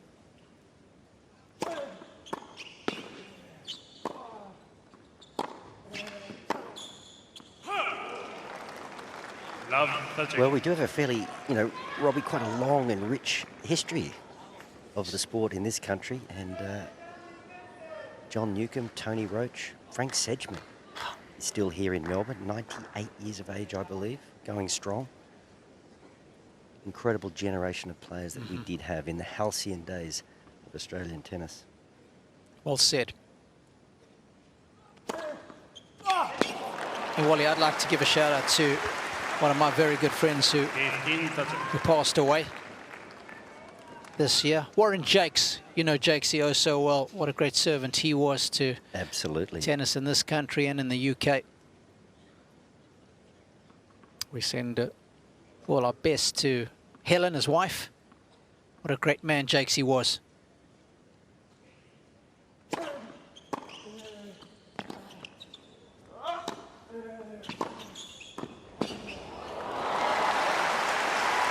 What a skill set this guy possesses. Perhaps one of the most complete at such a young age. It's so good sitting courtside watching Carlos in action because everybody's fast to the ball. You have to be, otherwise you wouldn't be here playing the Australian Open. But the way he powers out of contact and he's ready for the next ball is just incredible. The little steps he took there to turn that into a forehand.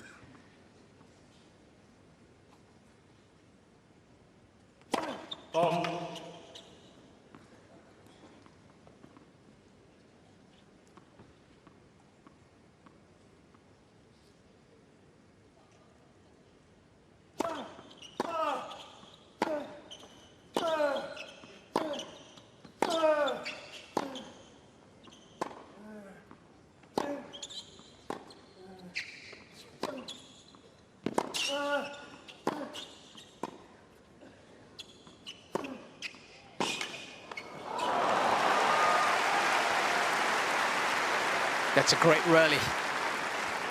That is proper ball striking from Yannick. 30-40. Guys, I'm sitting at the side of the court. You're at the back of the court, so you get that sort of look down the court. I'm like a magpie, left to right, right to left. But is Carlos overplaying the forehand just that little bit? I mean, maybe the book says go there, you'll get more errors, but been pretty solid on those cross-court rallies, hasn't it, today, Hanfmann? Would you direct a bit more traffic to the backhand when you have that 50-50 ball? I think that Carlos, when he hits enough power on it through the forehand side, he can get the mistakes.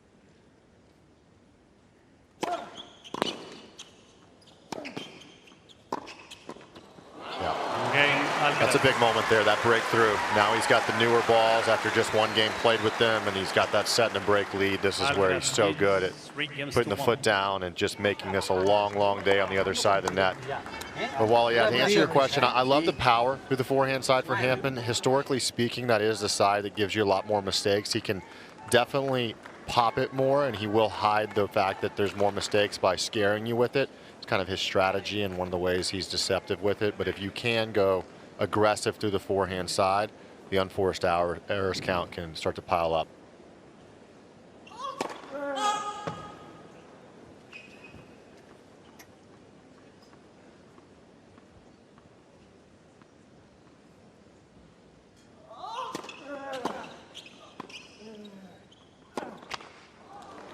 Yeah, I guess I've seen him stand toe-to-toe cross-court forehand pretty well. It's when Hanfmann is on the run on that forehand side, to me, that he doesn't seem to have quite the feel or the creativity or able to generate power when it's not in the strike zone. But yeah, it's been hard, I guess, for Carlos to dictate, because that ball is coming through very flat, very hard, very low, and he's kind of reacting to that pace as opposed to completely dictating all the time, although the tide is turning here.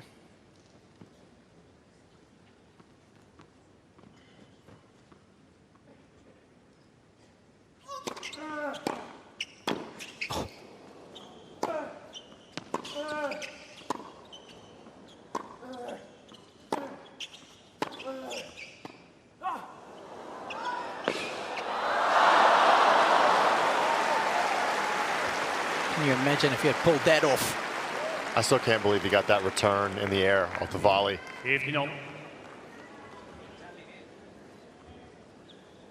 Another good drop shot there from Hanfmann, and Carlos trying to give him a taste of his own medicine. He wasn't far away. Pulled out the 60 degree there, didn't he? Yeah, he did. That looked like one of my 60 degrees, though. A little short in the bunker. Try again.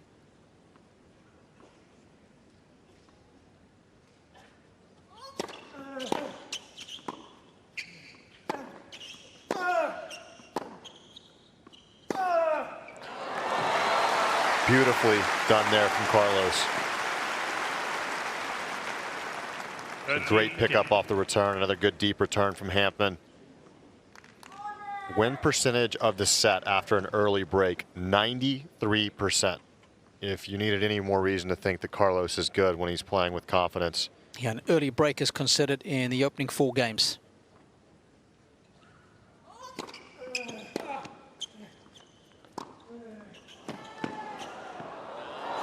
You see some stats where these guys are above tour average, and you would expect that just due to their ranking and where they're at compared to the rest of the tour average. But when you see a variance that way, when it's 77% to 93%, that's a massive gap. And it just shows you what we know about Carlos, which is when he does get rolling and the confidence starts to build in his game, there's not much you can do.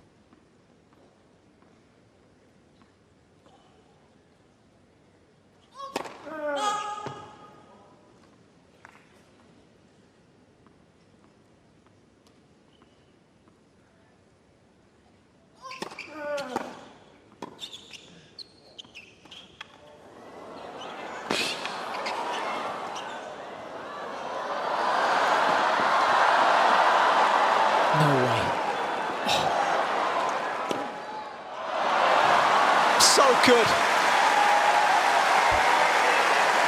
Put on the afterburners. I don't know how he's got that ball back in play in the first place. No, I'm with you there, Robbie. I'm not. I was looking at it and I'm thinking, I don't think he can create the angle on his racket face to get this back, but there's that crazy wrist that he possesses in the field. And that was hit a little inside out. Got lucky there, Hanfmann, on the smash. Carlos smiling over here. That reminds me of that Ben Stiller quote when he said his favorite player was Carlos. Someone said why. He said even when he plays an epic point and loses it, it seems like he enjoyed it. You can see the smile there. I love the serve. The previous joker in the crowd previous serve to this side, he just went heavy kick. He hit his spot as a first serve. Love to see a bit more from that, of that. Well, that'll do. It's not a bad alternative. Dropping the hammer. 203 kilometers an hour to shut the gates on the 5th game. Alcaraz leads 4 games to 1.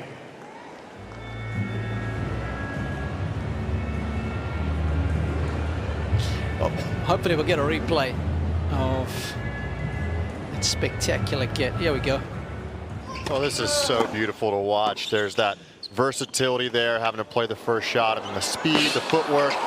When you're thinking, no way, this is a top spin lob. He can't run this down, can he? How is he going to get it back into court? And this is actually a pretty good lob. Just past the service line. Hanfmann obviously puts this away. But what, I mean, how does he get this ball back into the court? Dexterity in the wrist is phenomenal. That's ridiculous. Have you seen players run back to that exact same ball and then just proceed to hit it out of the stadium in the same direction they're running? I've seen it before, yeah. Because they know they've got no chance of flicking it back. Oh, too true. Time.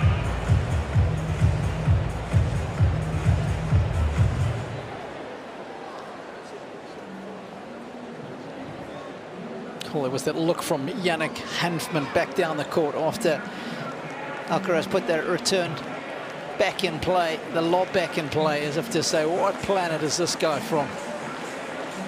How's he made me hit an extra smash there? And guys, I'm going to belabor the point, but that serve that he hit at 30-15, I reckon, you know, we keep talking about dimensions to his game, but if he can hit that serve, because he's getting more spin now, he's getting more flight on the serve, if he can hit his spots, and, you know, he's going to get a forehand off the next ball. You know, it's a little bit of the Rafa play, if you like, in reverse. But I think sometimes he serves a little too directly for too long.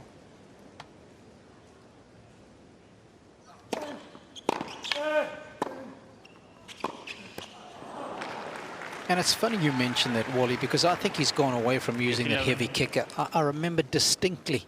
But I don't think it was a legitimate heavy kicker, Robbie. This looks better. It's coming off higher and faster off his racket. You know, it's one thing to say a kick out wide. No, I'm talking about a legitimate kick out wide that hits and bites. You know, it's got genuine flight, genuine kick.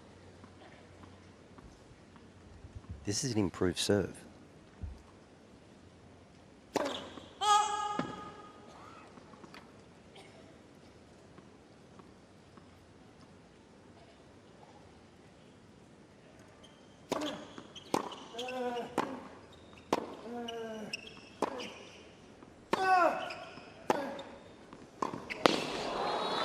When he won the US Open in 2020, he had a lot of his matches throughout duration of the event, right through to the finals, and I thought he exploited that pattern of play so well. He was hitting it aggressively. He was getting opponents so wide when they were returning on the ad side, and he was just opening up the court magnificently, and I think he's gone away from using that last couple of years. I don't know if it's because of the increased pace he's got. Going with the Kenny Powers fastball a little more often. Hey, how about the point just prior to that where, you know, it was my case in point where he went back to the Hanfmann forehand when he had a 50-50 ball. We just watched this serve in slow motion. He gets that beautiful arc under the ball. Nice tall player, comes down from a great height. But Carlos, once again, in the middle of that game, he had a 50-50 ball on his forehand, and he went hard and fast into the Hanfmann forehand. He didn't see another shot. You know, that's where I think, yes, his forehand can break down, but you've got to get him on the run. So, you know, go to his backhand first, spread the court, then get him on the run on the forehand. I'm asking a lot, aren't I, for the #1 player in the world? He's doing all right. Don't listen to me, Carlos.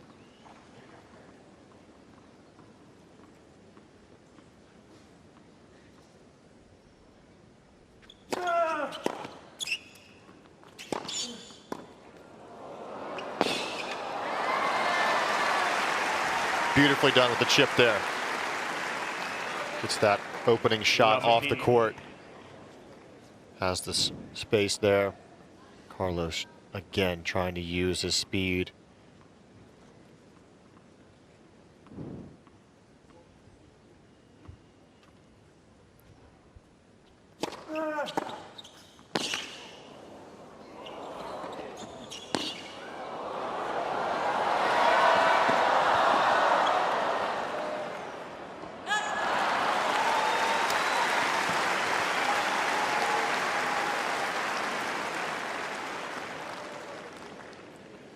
Well, it's an epic point here. Hanfmann again moving around, and this has been a physical match. We're an hour and 50 minutes in, and you can tell Hanfmann giving it everything he's got. Looked to be a little bit weary after that.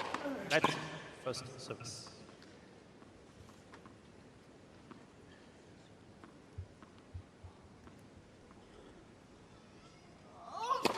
Oh.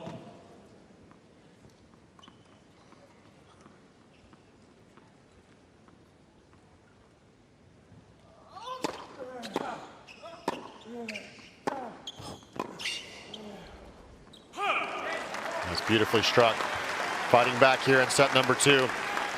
Unforced errors count by shot. Alcaraz at 7, Hanfmann up at 16, doubling him up on the unforced errors on that side. So that forehand cross-court rally, you can definitely see Hanfmann's got to be a little bit more steady with. Hanfmann, the backhand unforced errors at 13, Alcaraz at 9. So far more on level playing fields with the backhands than the forehands.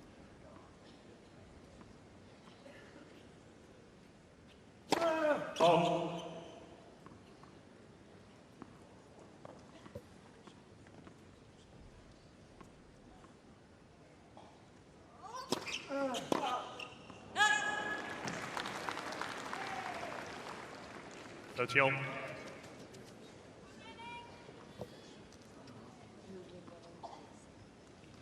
Peter Popovich, coach of Hanfmann. Since they got together after Roland Garros last year, Yannick has very much been trending in the right direction. It's been a good partnership.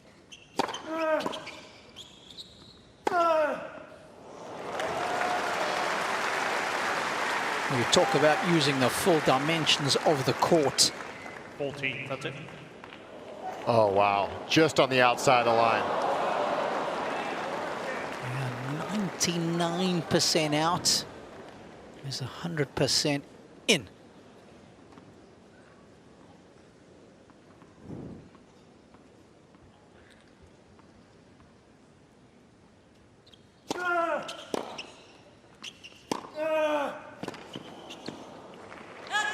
Alcaraz.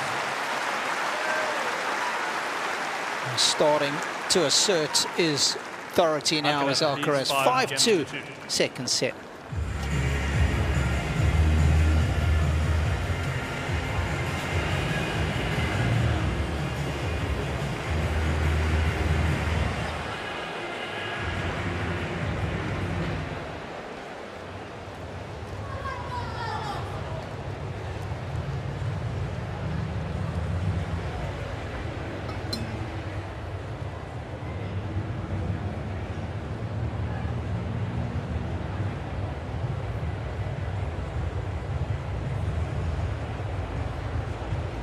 Such good preparation. All of his shots. The legs are the engine room of any player. Serve looks good in slow motion, doesn't it? Ball arm up first, racket trails, catches up fast in that trophy position. His left hip pointing up and out into the court. Perfect.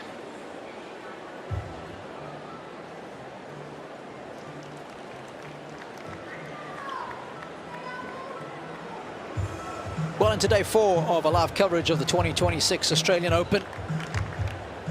The #1 player in the world is in action. Going in search of his 7th major title. Bagged 2 in 2025 at the French Open and the US Open. Shared the spoils with Yannick Sinner. Still hasn't got his hands on the Norman Brooks Challenge Cup here in Oz. It's the one missing from his trophy cabinet.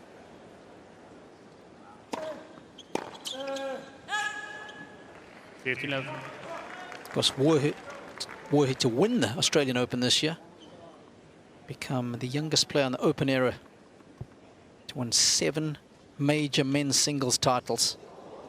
He'd also be the youngest to complete the career Grand Slam in men's singles.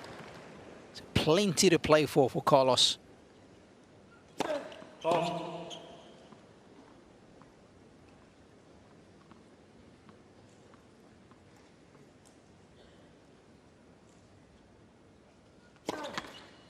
Ball.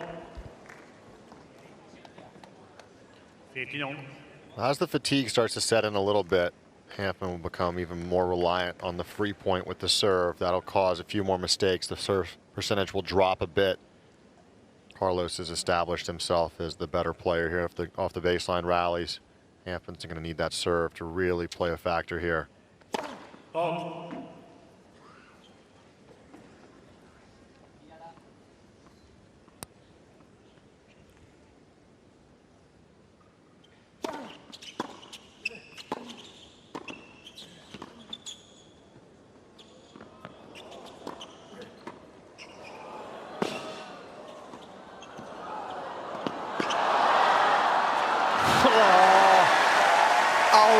You won, young man.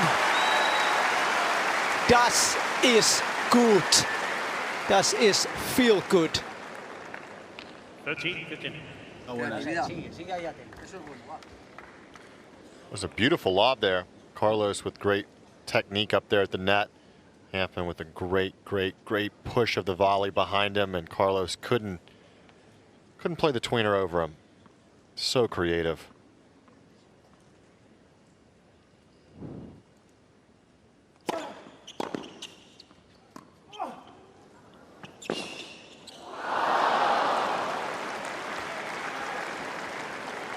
I tell you, there's not many players that I have seen work over Alcaraz on the drop shot as well as Hanfmann has done today, consistently. Can hardly think of a point that he's lost when he's played the dropper.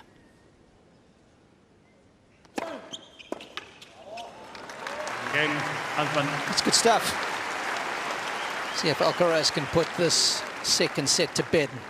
Something we so often look at is the opening point, how important that is. And you can see Alcaraz, when he wins the first point on serve, he wins the game 100% of the time. But huge differential when he loses the first point on serve. There's a big drop down there in percentages. Just shows you how often, how important that first point is on serve, Ryan. So important, getting out to a good start, especially serving out the set. You want to try and build out that lead.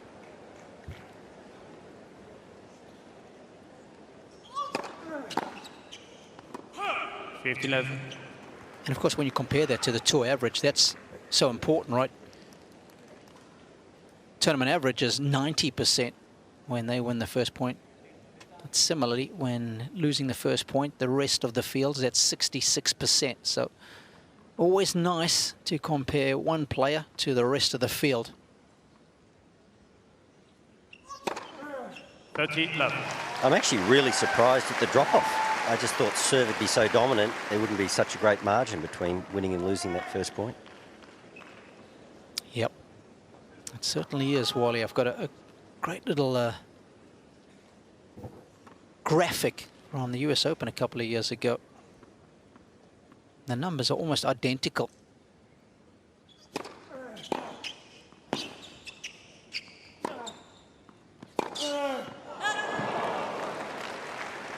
At 15 love, it's 90%. At love 15, back in 2023, it was at 63%. So not a huge differential.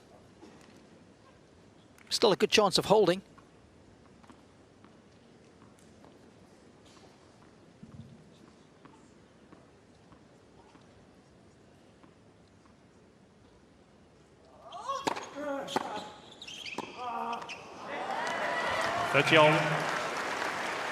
This is getting a little bit trickier here for Carlos. Serving out sets can always present its own challenge. Doing as you should, taking his time.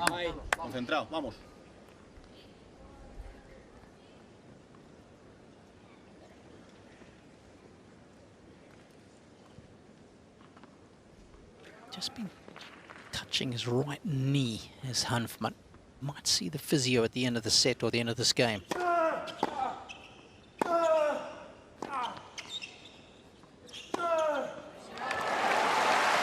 That is pure deliverance at full volume right there. 14-13. And it's all about the disguise and the base. You can't read it. You don't know where it's going to go. He can create all the openings, and Hanfmann forced to guess.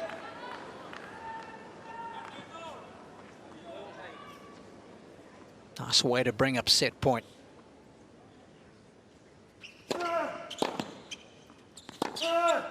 How good is this guy? Alcaraz. That's more like it. The backhand has melted into his strings to give him a 2 sets to love lead. Large and very much in charge now.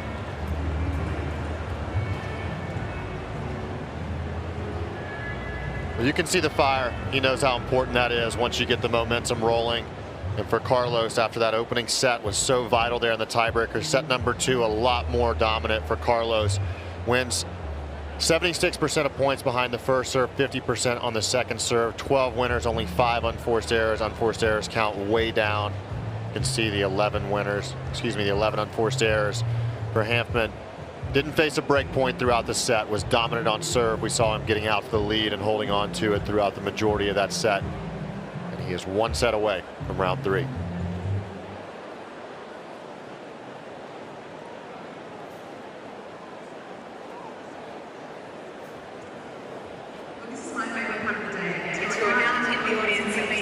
there we have the physio out, just taking a look at what's going on.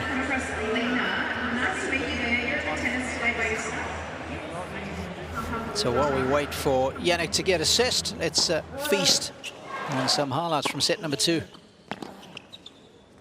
Well, there was a lot of highlights for Carlos, and making his way in transition. We've talked about his touch around the net. He has great volley technique.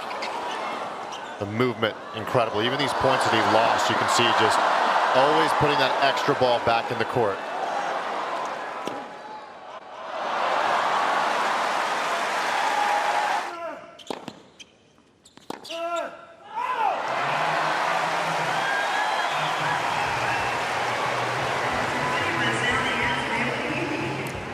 Last backhand that he hit there, I thought it was a good return of serve. He was pulled wide of the doubles alley.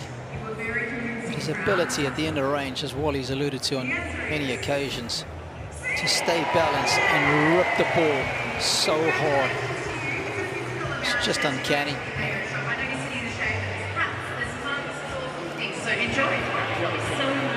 This is not good. This assessment takes a long time. Yeah, is this heat exhaustion?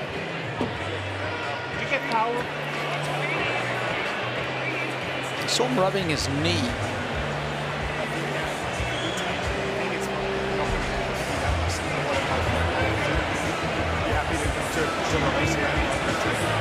Left rib cage is what we're being told from the chair. It's something that he's struggling with. At times you can get a bit of a side stitch as the heat and physicality ramps up. I mean, look, they've been going at this for a long time. Hopefully it's nothing serious. Yannick Hanfmann is now receiving a medical timeout.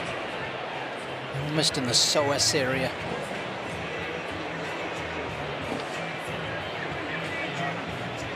So there's always in this initial assessment period. Once the physio's had a chat to the player, they decide on if treatment's going to be needed or not. If it's just going to be some medication, or if it's going to be a full medical timeout. That's when he announces it to the chair, and the 3 minutes begins. Well, you have as much time as you need if you're the physio to assess the problem. There's no limit there. They talk to the player. The clock doesn't start until treatment begins, and then you have ample time to get yourself ready to go. So if there is any equipment needed to try and, you know, if it's an ankle and you have to take off your socks and shoes, that doesn't account into the time.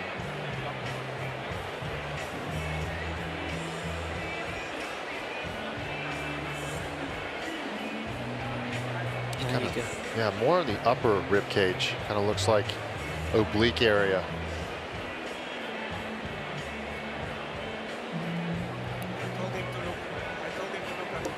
Such a physical sport. I tell you what, it tests every ounce of your being.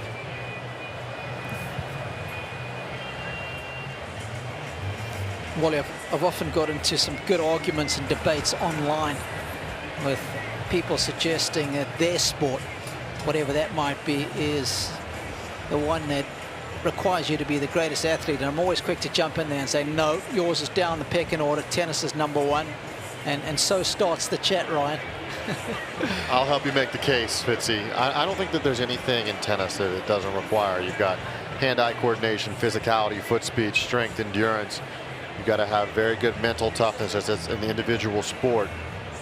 You have all across the board to test you. Yeah, I'd have to agree. I mean, you look at Carlos, you look at Rafa, our very best players are superb athletes, but Mike Tyson once said, everybody's got a plan until they get punched in the face. And I think there's a little something in a physical sport where you can get hurt that takes you to another place. Yep. And, you know, boxing and football are certainly is a case in point. But look, our sport requires a lot of you. People think it's a speed sport. It's an endurance sport. Like you have to perform dynamic movements over and over and over again, year after year, and you have to do that in training. There's a massive pyramid of training to play the sort of tennis that we're seeing from these guys. But yeah, I just think, you know, there's just that lack of physical confrontation. So maybe we should be allowed to whack our opponents as we walk around. Yeah, well, that's what I thought you were going to say. I thought you were going to say, you know, pre-social media days in your day, whenever you'd play against a guy, you had to endure a punch in the face. I didn't know how intense you guys would take it. No, but yeah, look, it's an awesome sport, and it's only getting more athletic as we go on. There's no question about it. But Robbie, it's a good argument to have. Yeah, I mean, we haven't even mentioned the fact that you play on different surfaces as well. You're not playing indoors in an air-conditioned venue like basketball, which often gets thrown out there as the best athletes. You've got teammates. Time. You've got to travel all over the world. You're not playing half your games at home either. You've got to deal with differences in time zones. Jet lag. It's a tough game to learn too, isn't it? It takes a long time. Yes. As a kid, when you first pick up a racket, it takes a long time to be proficient. And kids like to have fun pretty instantaneously, and tennis won't always provide you with that sort of level of fun for quite a while. I'll tell you what, it sure is fun watching Alcaraz play. Hanfmann has had his medical timeout. He's good to go. Hanfmann to serve.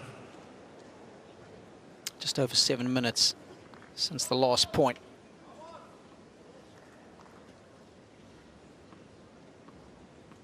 Set number 3.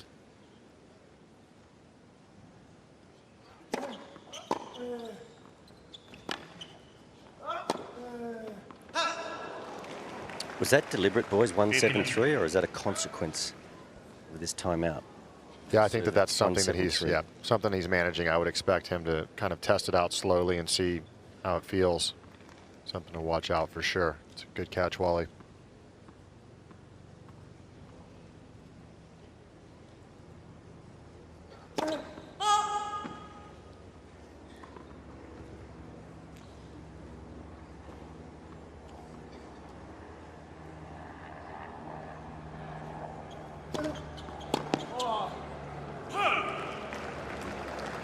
Level.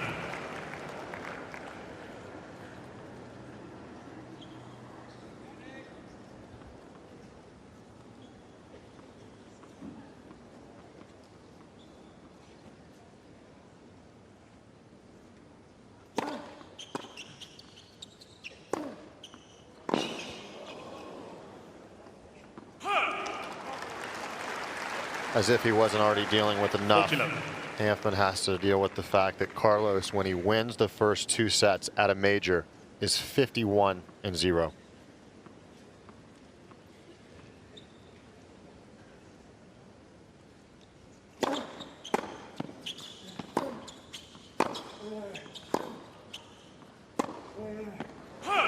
Again, Hanfmann. The challenge, of course, now for Carlos is First not game, to play first the set. injury, just to continue on as usual. Sometimes when a player is injured, you tend to ease up a little bit. You think, I've just got to make balls. They start freewheeling because they've got nothing to lose. So he's just got to stay in the moment. But Hanfmann definitely more ginger on serve there. Obviously the ball toss arm, when that goes up, you create all sorts of tension down the left side of the body there, and that seems to be what's bothering him on the serve.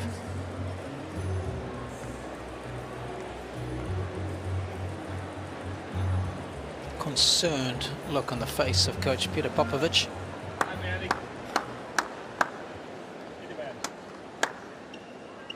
Of course, every minute that you can stay out here against a player like Alcaraz, it's just incredible feedback about your own game.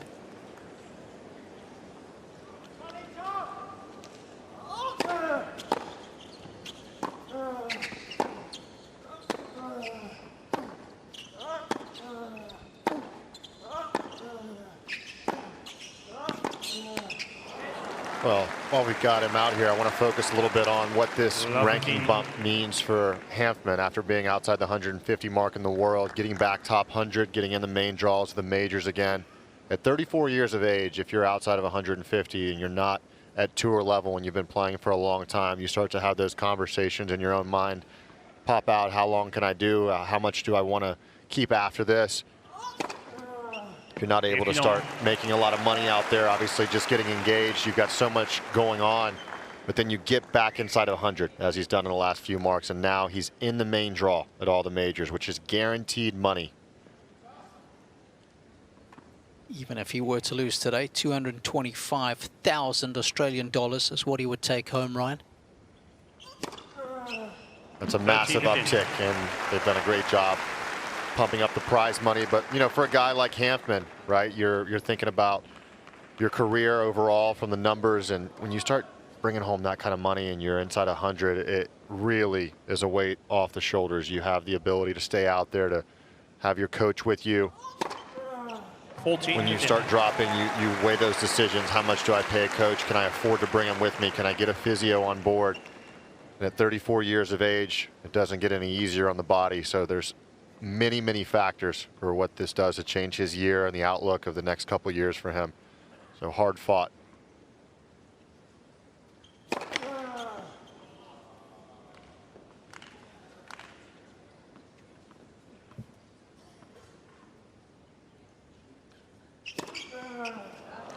And he was only going to travel with a fitness trainer last year.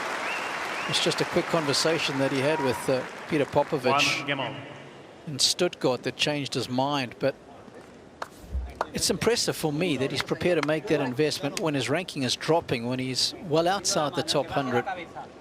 To believe in that man right there. Yeah, it's tough. You know, you've weighed that decision. Obviously, when you get to a certain stage, you start thinking about the real life stuff: house, family, car. How am I going to support everything? You know, it's not just about, you know, do I enjoy it? Do I love it? Everybody loves it at this stage. It's the most fun time to be out there and competing as a professional athlete. But then you think about the business side of it, and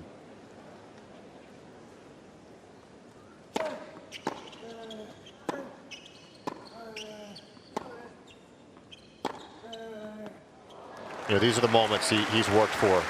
You'd have told him 4 months ago, outside of 150 in the world, that he'd be back inside the main draw, inside of 100, playing against Carlos on Rod Laver Arena. I think that he would have taken that every day of the week.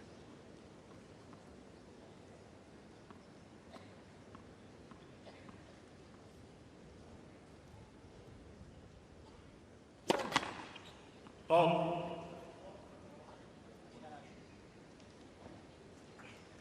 The serve speed is way down.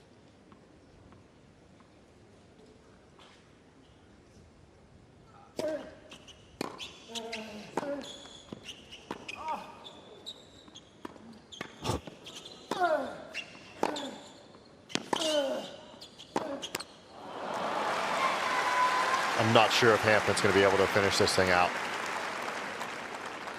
Love, that's it. And he's a young man that's used to dealing with adversity. Because a lot of people might not know, but he is hearing impaired in both his ears. He was born that way. It's something else he's had to deal with, of course, in a sport where listening to the ball coming off your opponent's strings, such an important ingredient. He's been handicapped in that department. 15-30.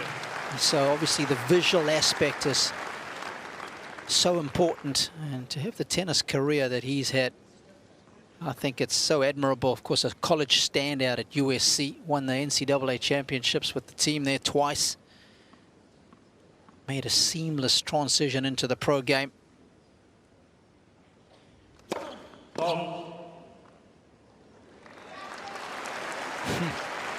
On it.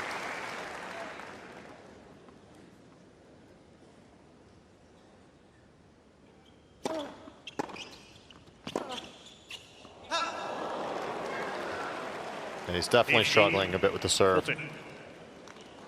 He's got a couple break points to face.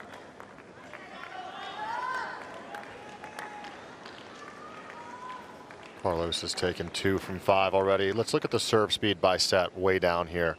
Started at 197 from the start of the match. Now at 185, you can tell he's very aware of what's going on. Ball.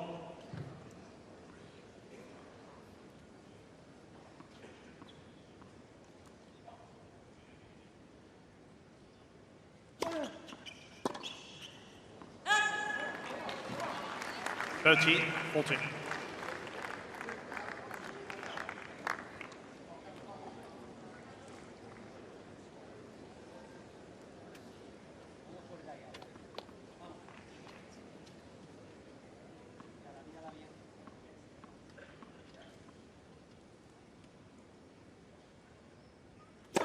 Ball.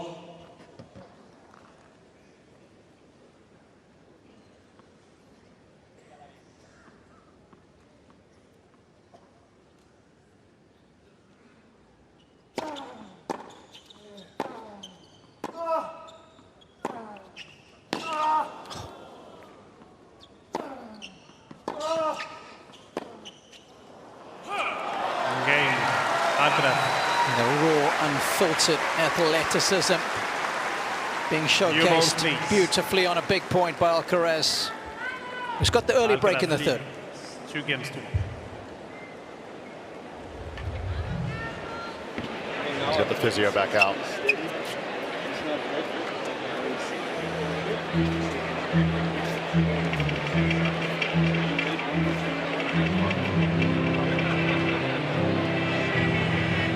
I guess the question for Yannick is, or the question for the physio is, can I do more damage? If it's a little tear, how does that look?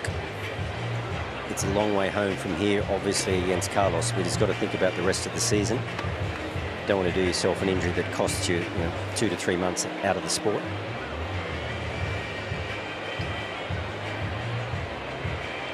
That's so often a point that's overlooked by the average tennis fan. We'll often say, oh, why don't they just keep playing till the end? Time.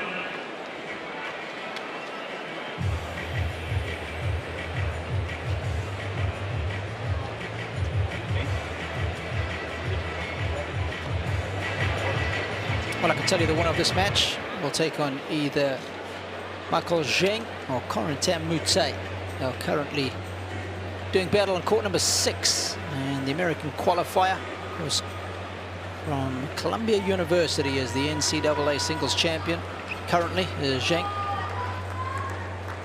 He's got 2 set points, 5-3 up in the opening set against the tricky lefty from France. Well, for Hanfmann, 34 years of age, having dealt with so many things throughout his career.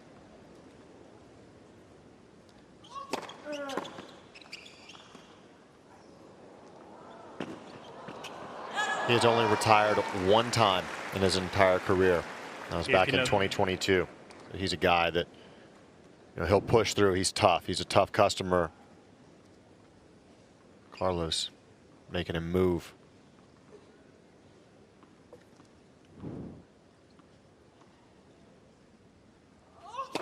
Ball.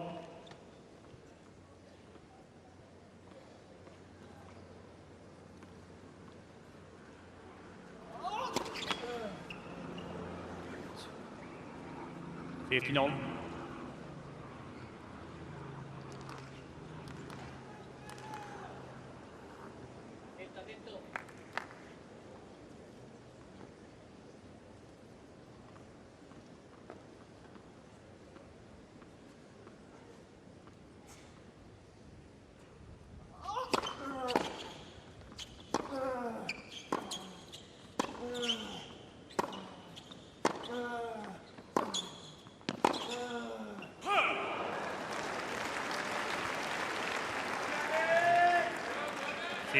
That's it.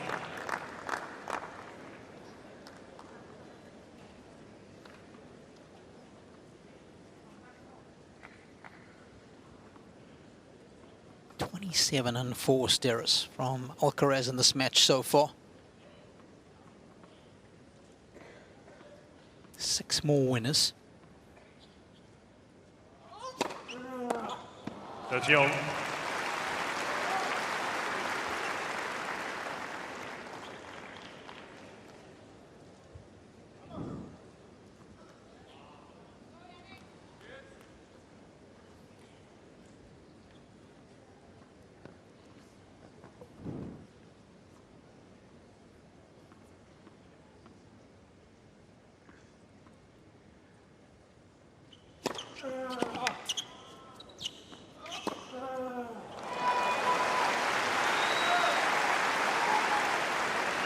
It's a well-practiced 1-2 combination, the serve out wide. And then options with the forehand. Just the power fade there.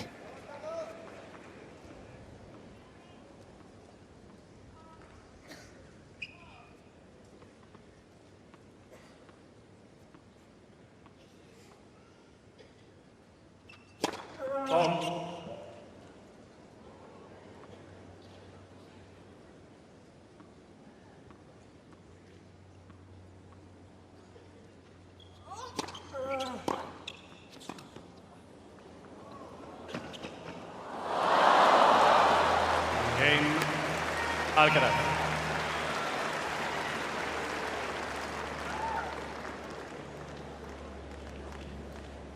No question the air has gone out of this match to a degree. But Carlos, he just has to stay in the moment.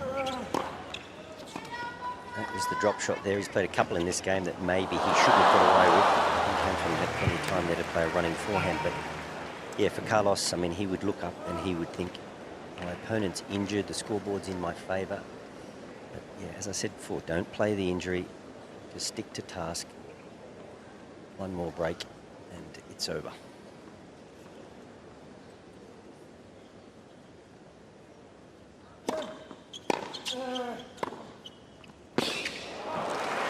What would be your performance rating for Alcaraz in this match, gentlemen? Out of 10, decimal points always encouraged. I'm going to go with low 7, 7.2, 7.3, somewhere around there. I went 5.8 the other night, Robbie. I'm going 6.8. 30-11. And what's been lacking for both of you in this match? That number's not in the high 8s. Ryan, you go. Well, the first set, there was a few concentration lapses, got down the early break.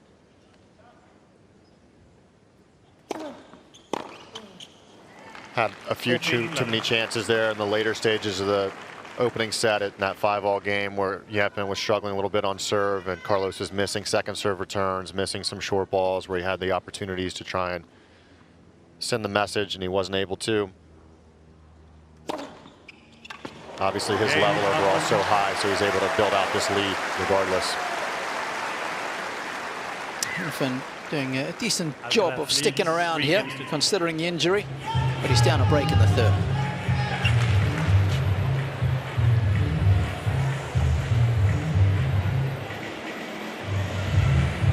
These great players are held to the highest of standards.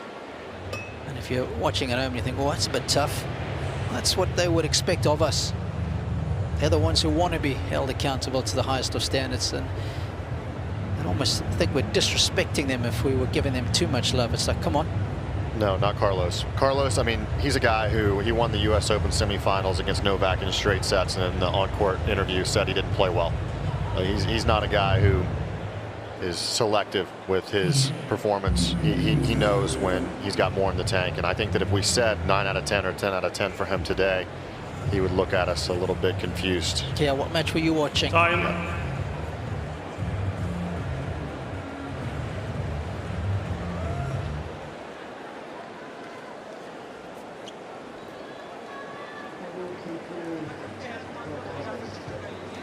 We've had record crowds the opening few days here at Melbourne Park. It's day 4. A site that's ever evolving. Even more shaded areas this year. So many great outlets for food. There's been a big uptick in the merch as well. Go and check out the online store if you haven't. So much cool kit to get your hands on.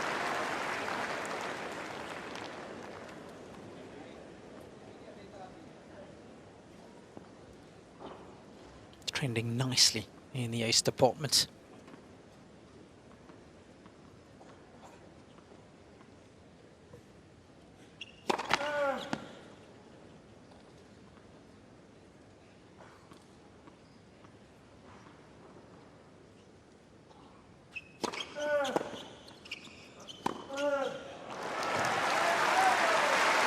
Pretty amazing that at this stage of his career he can change that service motion, particularly the start of the motion, and just replicate it, just keep doing it. You'd think in a match some old habits would sneak in, but one of the hardest things to do, just the same motion time and time again, and he's doing it with a changed motion.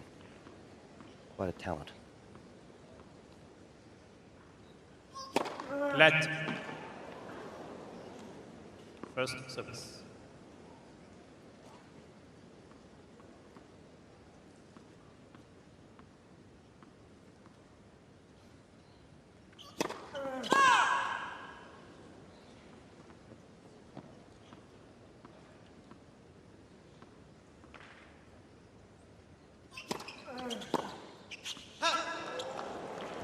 You touched on such an important point there, and I've had that discussion a lot, and that is what is talent. And I think the greatest talent you can have, Wally, is your ability to take information and implement it immediately, because I think your rate of improvement then becomes so exponential because you're doing the right thing on top of the right thing on top of the right thing all the time. You don't have to be reminded.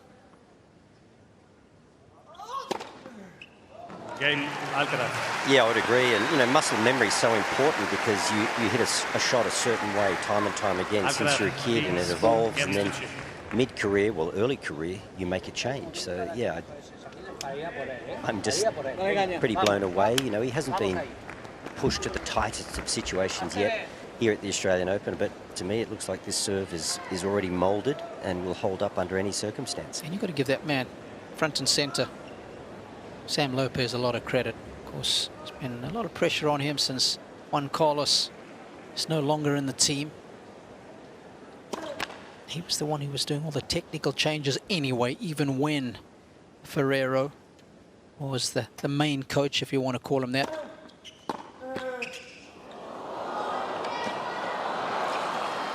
Well, there's a lot of pressure that's going to go on Lopez now, and Carlos for that matter, with so much talk. We're talking about it, everyone's talking about it, and they have that responsibility of blocking out the noise.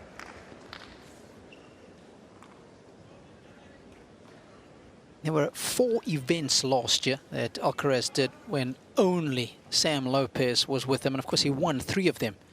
He won Monte Carlo, Cincinnati, and Tokyo, so it's not like they didn't light it up together when it was just the 2 of them, right? Got to keep that in mind.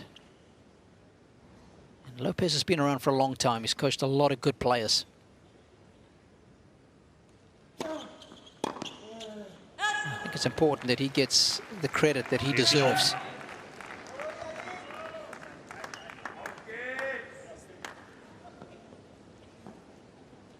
Well, they don't make the decision to get rid of Juan Carlos if there's not a lot of trust there.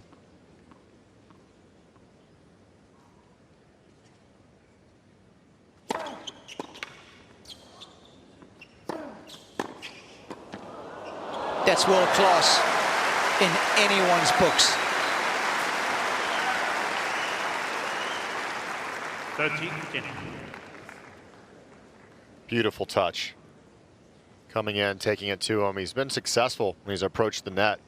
Hanfmann's had a really good conversion percentage at the net. 20 from 28, 71% for the match.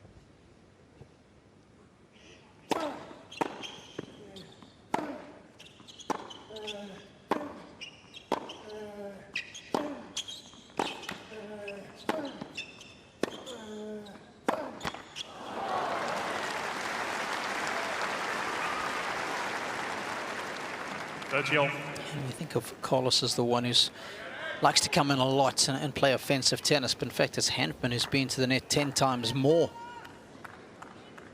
And with a slightly better winning percentage when he does come in, so impressive.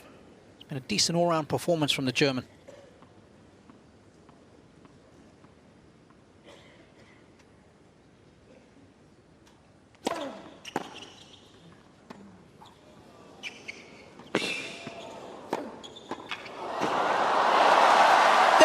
is out of order.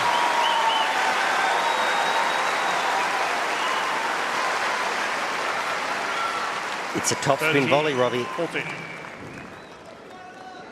That's Hanfmann in isolation. We didn't quite catch it, but he hit that with topspin. Did you have that one, Wally? Did you have the topspin forehand volley? No, I did not.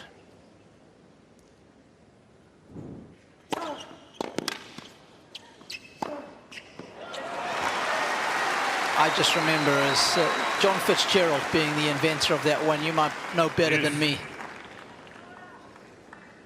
Well, he was so slow, Robbie. He always had to lunge. So don't tell Fitzy I said that. Please. Can we pick on him when he's not here? I thought he had to be here to defend himself. It's the best time to pick on him.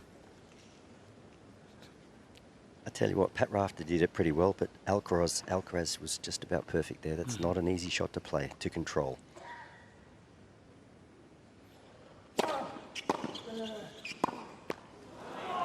Andy's brother, Jamie Murray, hits it a ton. He's been doing it at the highest level of the doubles game for a long time. There's a few guys that pull it out. Carlos keeping it going here at the top of the singles ranks.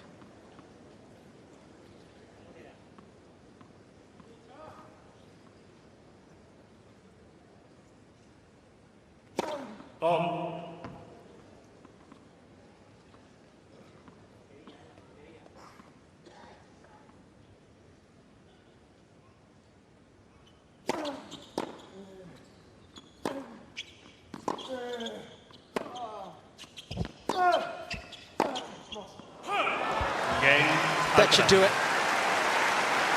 The added insurance of 2 breaks in a set should be enough to get Carlos Alcaraz safely into the 3rd round now. 5 games to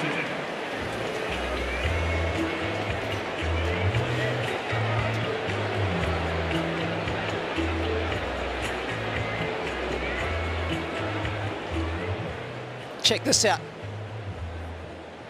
Oh, yes, please. That's ridiculous. I mean, most players aren't even touching this ball. He puts it in the corner. Actually, I'm not sure if there's much topspin on that one. Just having a look at the revolutions coming off the racket there, Wally. I want to give Fitzy the benefit of the doubt as being the inventor of that shot. I think Rafter perfected it, but Fitzy invented it. Johnny Mack hit it a few times. He did. Good shout. Very good shot.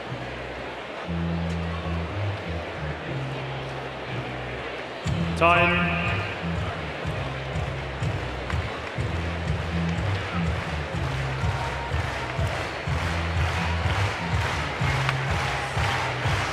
Alcaraz has been rocking the house, as he always does. He's just one decent service hold away from a place in the 3rd round on his quest to win the Australian Open for the very first time. Best he's ever done here, quarterfinals. Saving for the match against Hanfmann.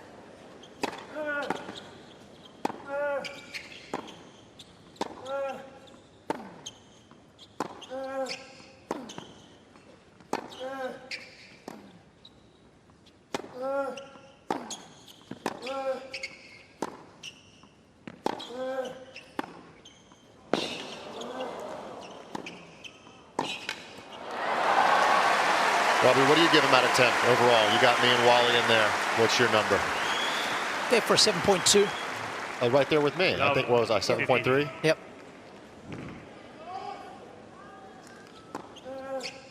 Longest rally of the match here, Hanfmann.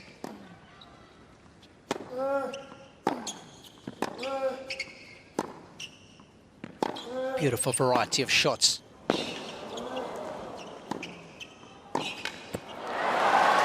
Did you see the contact point of all those shots? Right around waist height. That's exactly where he loves it. So that's when he's at his best. Yannick Hanfmann, ball coming through, doesn't mind the pace, but as long as it's around waist height, takes it on the rise, he's good.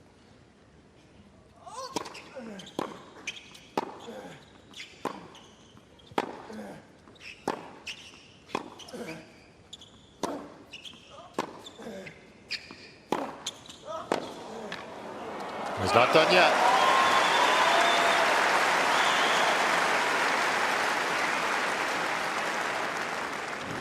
Love 30.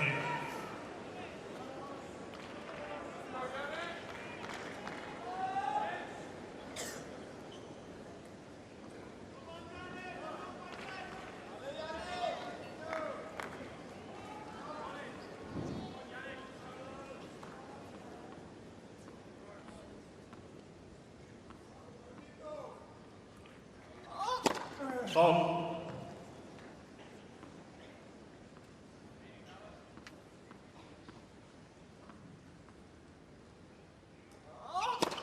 Ball. Love 14.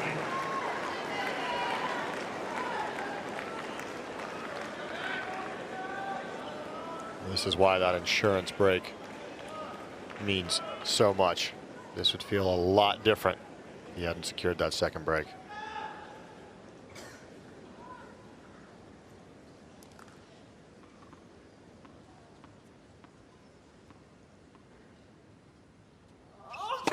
Ball.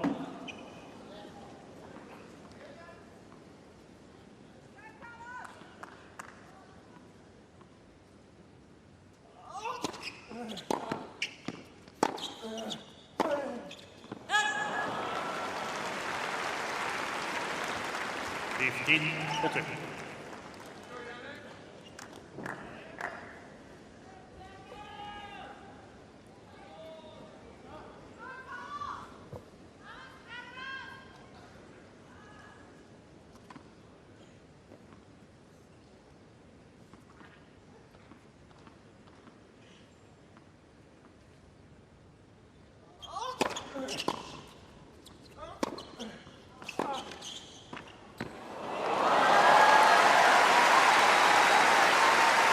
Lovely multi-combo special. 30-14. Beautiful approach shot. Watch him open the racket face here just to get that touch on the ball.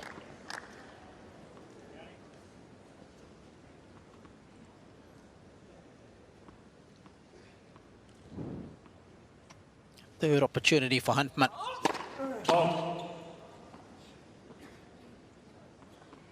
Expect to see him give it a big crack.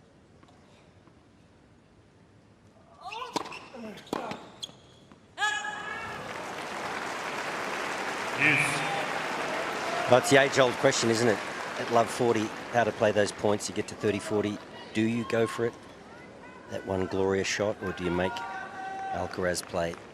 I think when you're playing your very best tennis, you don't think, you just do. Just almost play those points at a subconscious level. Don't overthink them.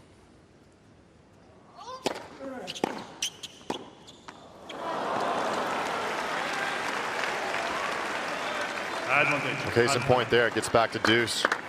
And you just let it rip.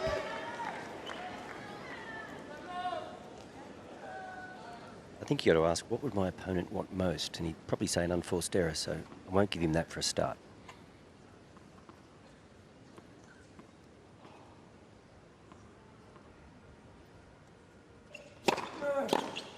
Yes.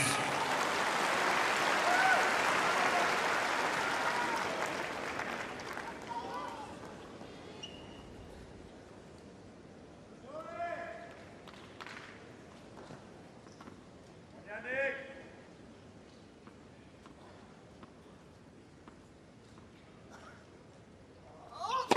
Tom.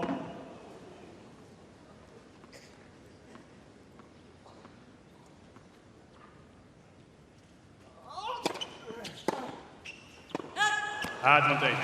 Alcaraz.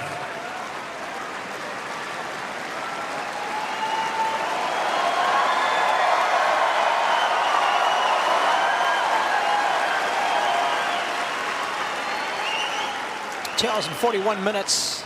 They've been going at it, hammer and tongs. And Alcaraz has finally arrived at match point. Ball.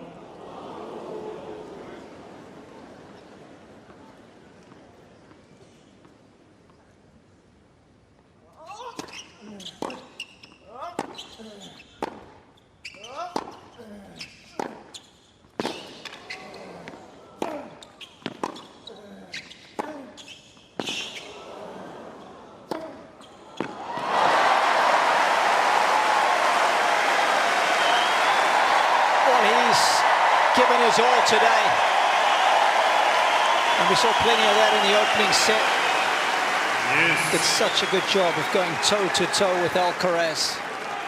With shot making and all-court tennis just like that.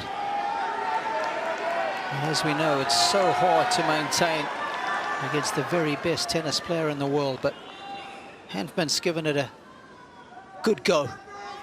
Big props to him for that. Appreciated by all here in the Rod Laver Arena.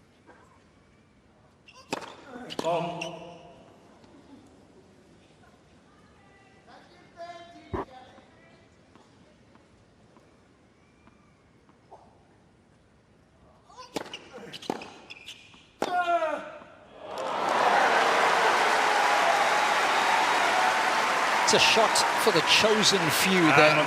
Alcaraz. Does help if you've got a Spanish passport, though.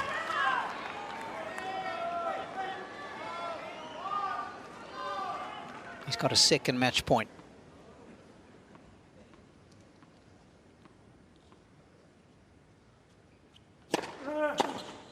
Wow.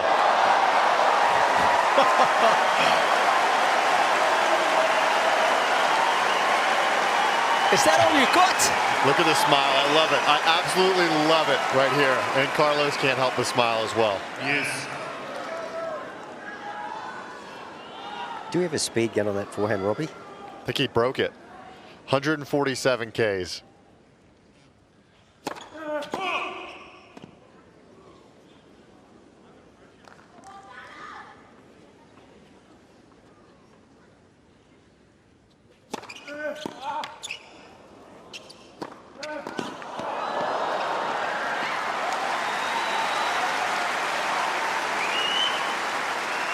Advantage, Alcaraz.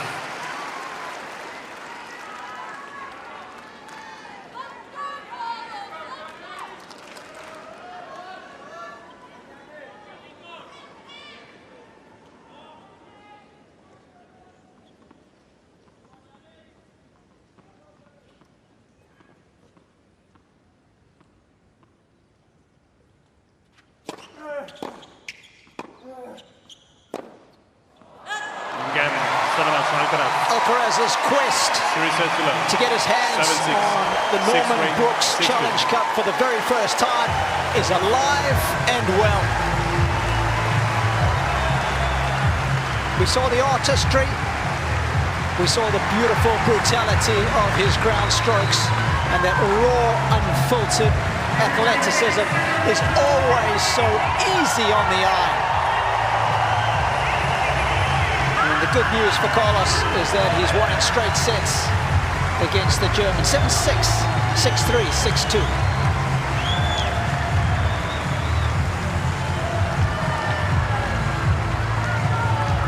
Well, really good second and third set there from Carlos. He made his way into that match. The opening set had its challenges. Nearly an hour and 20 minutes elapsed in the opening set.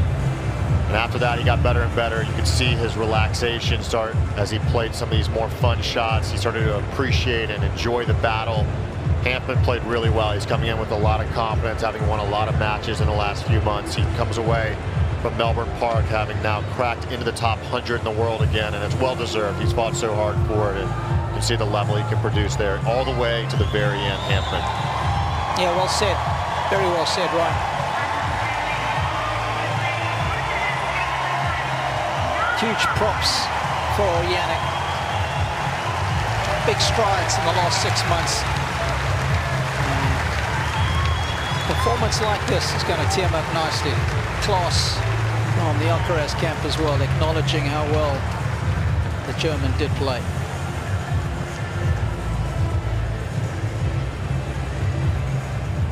Definitely room for improvement. He'll be the first to admit that. At any time you're able to win in straight sets, especially that first week in a major, save your energy for the second half of it. It's of vital importance when things seem to get a little tougher, a bit more physical.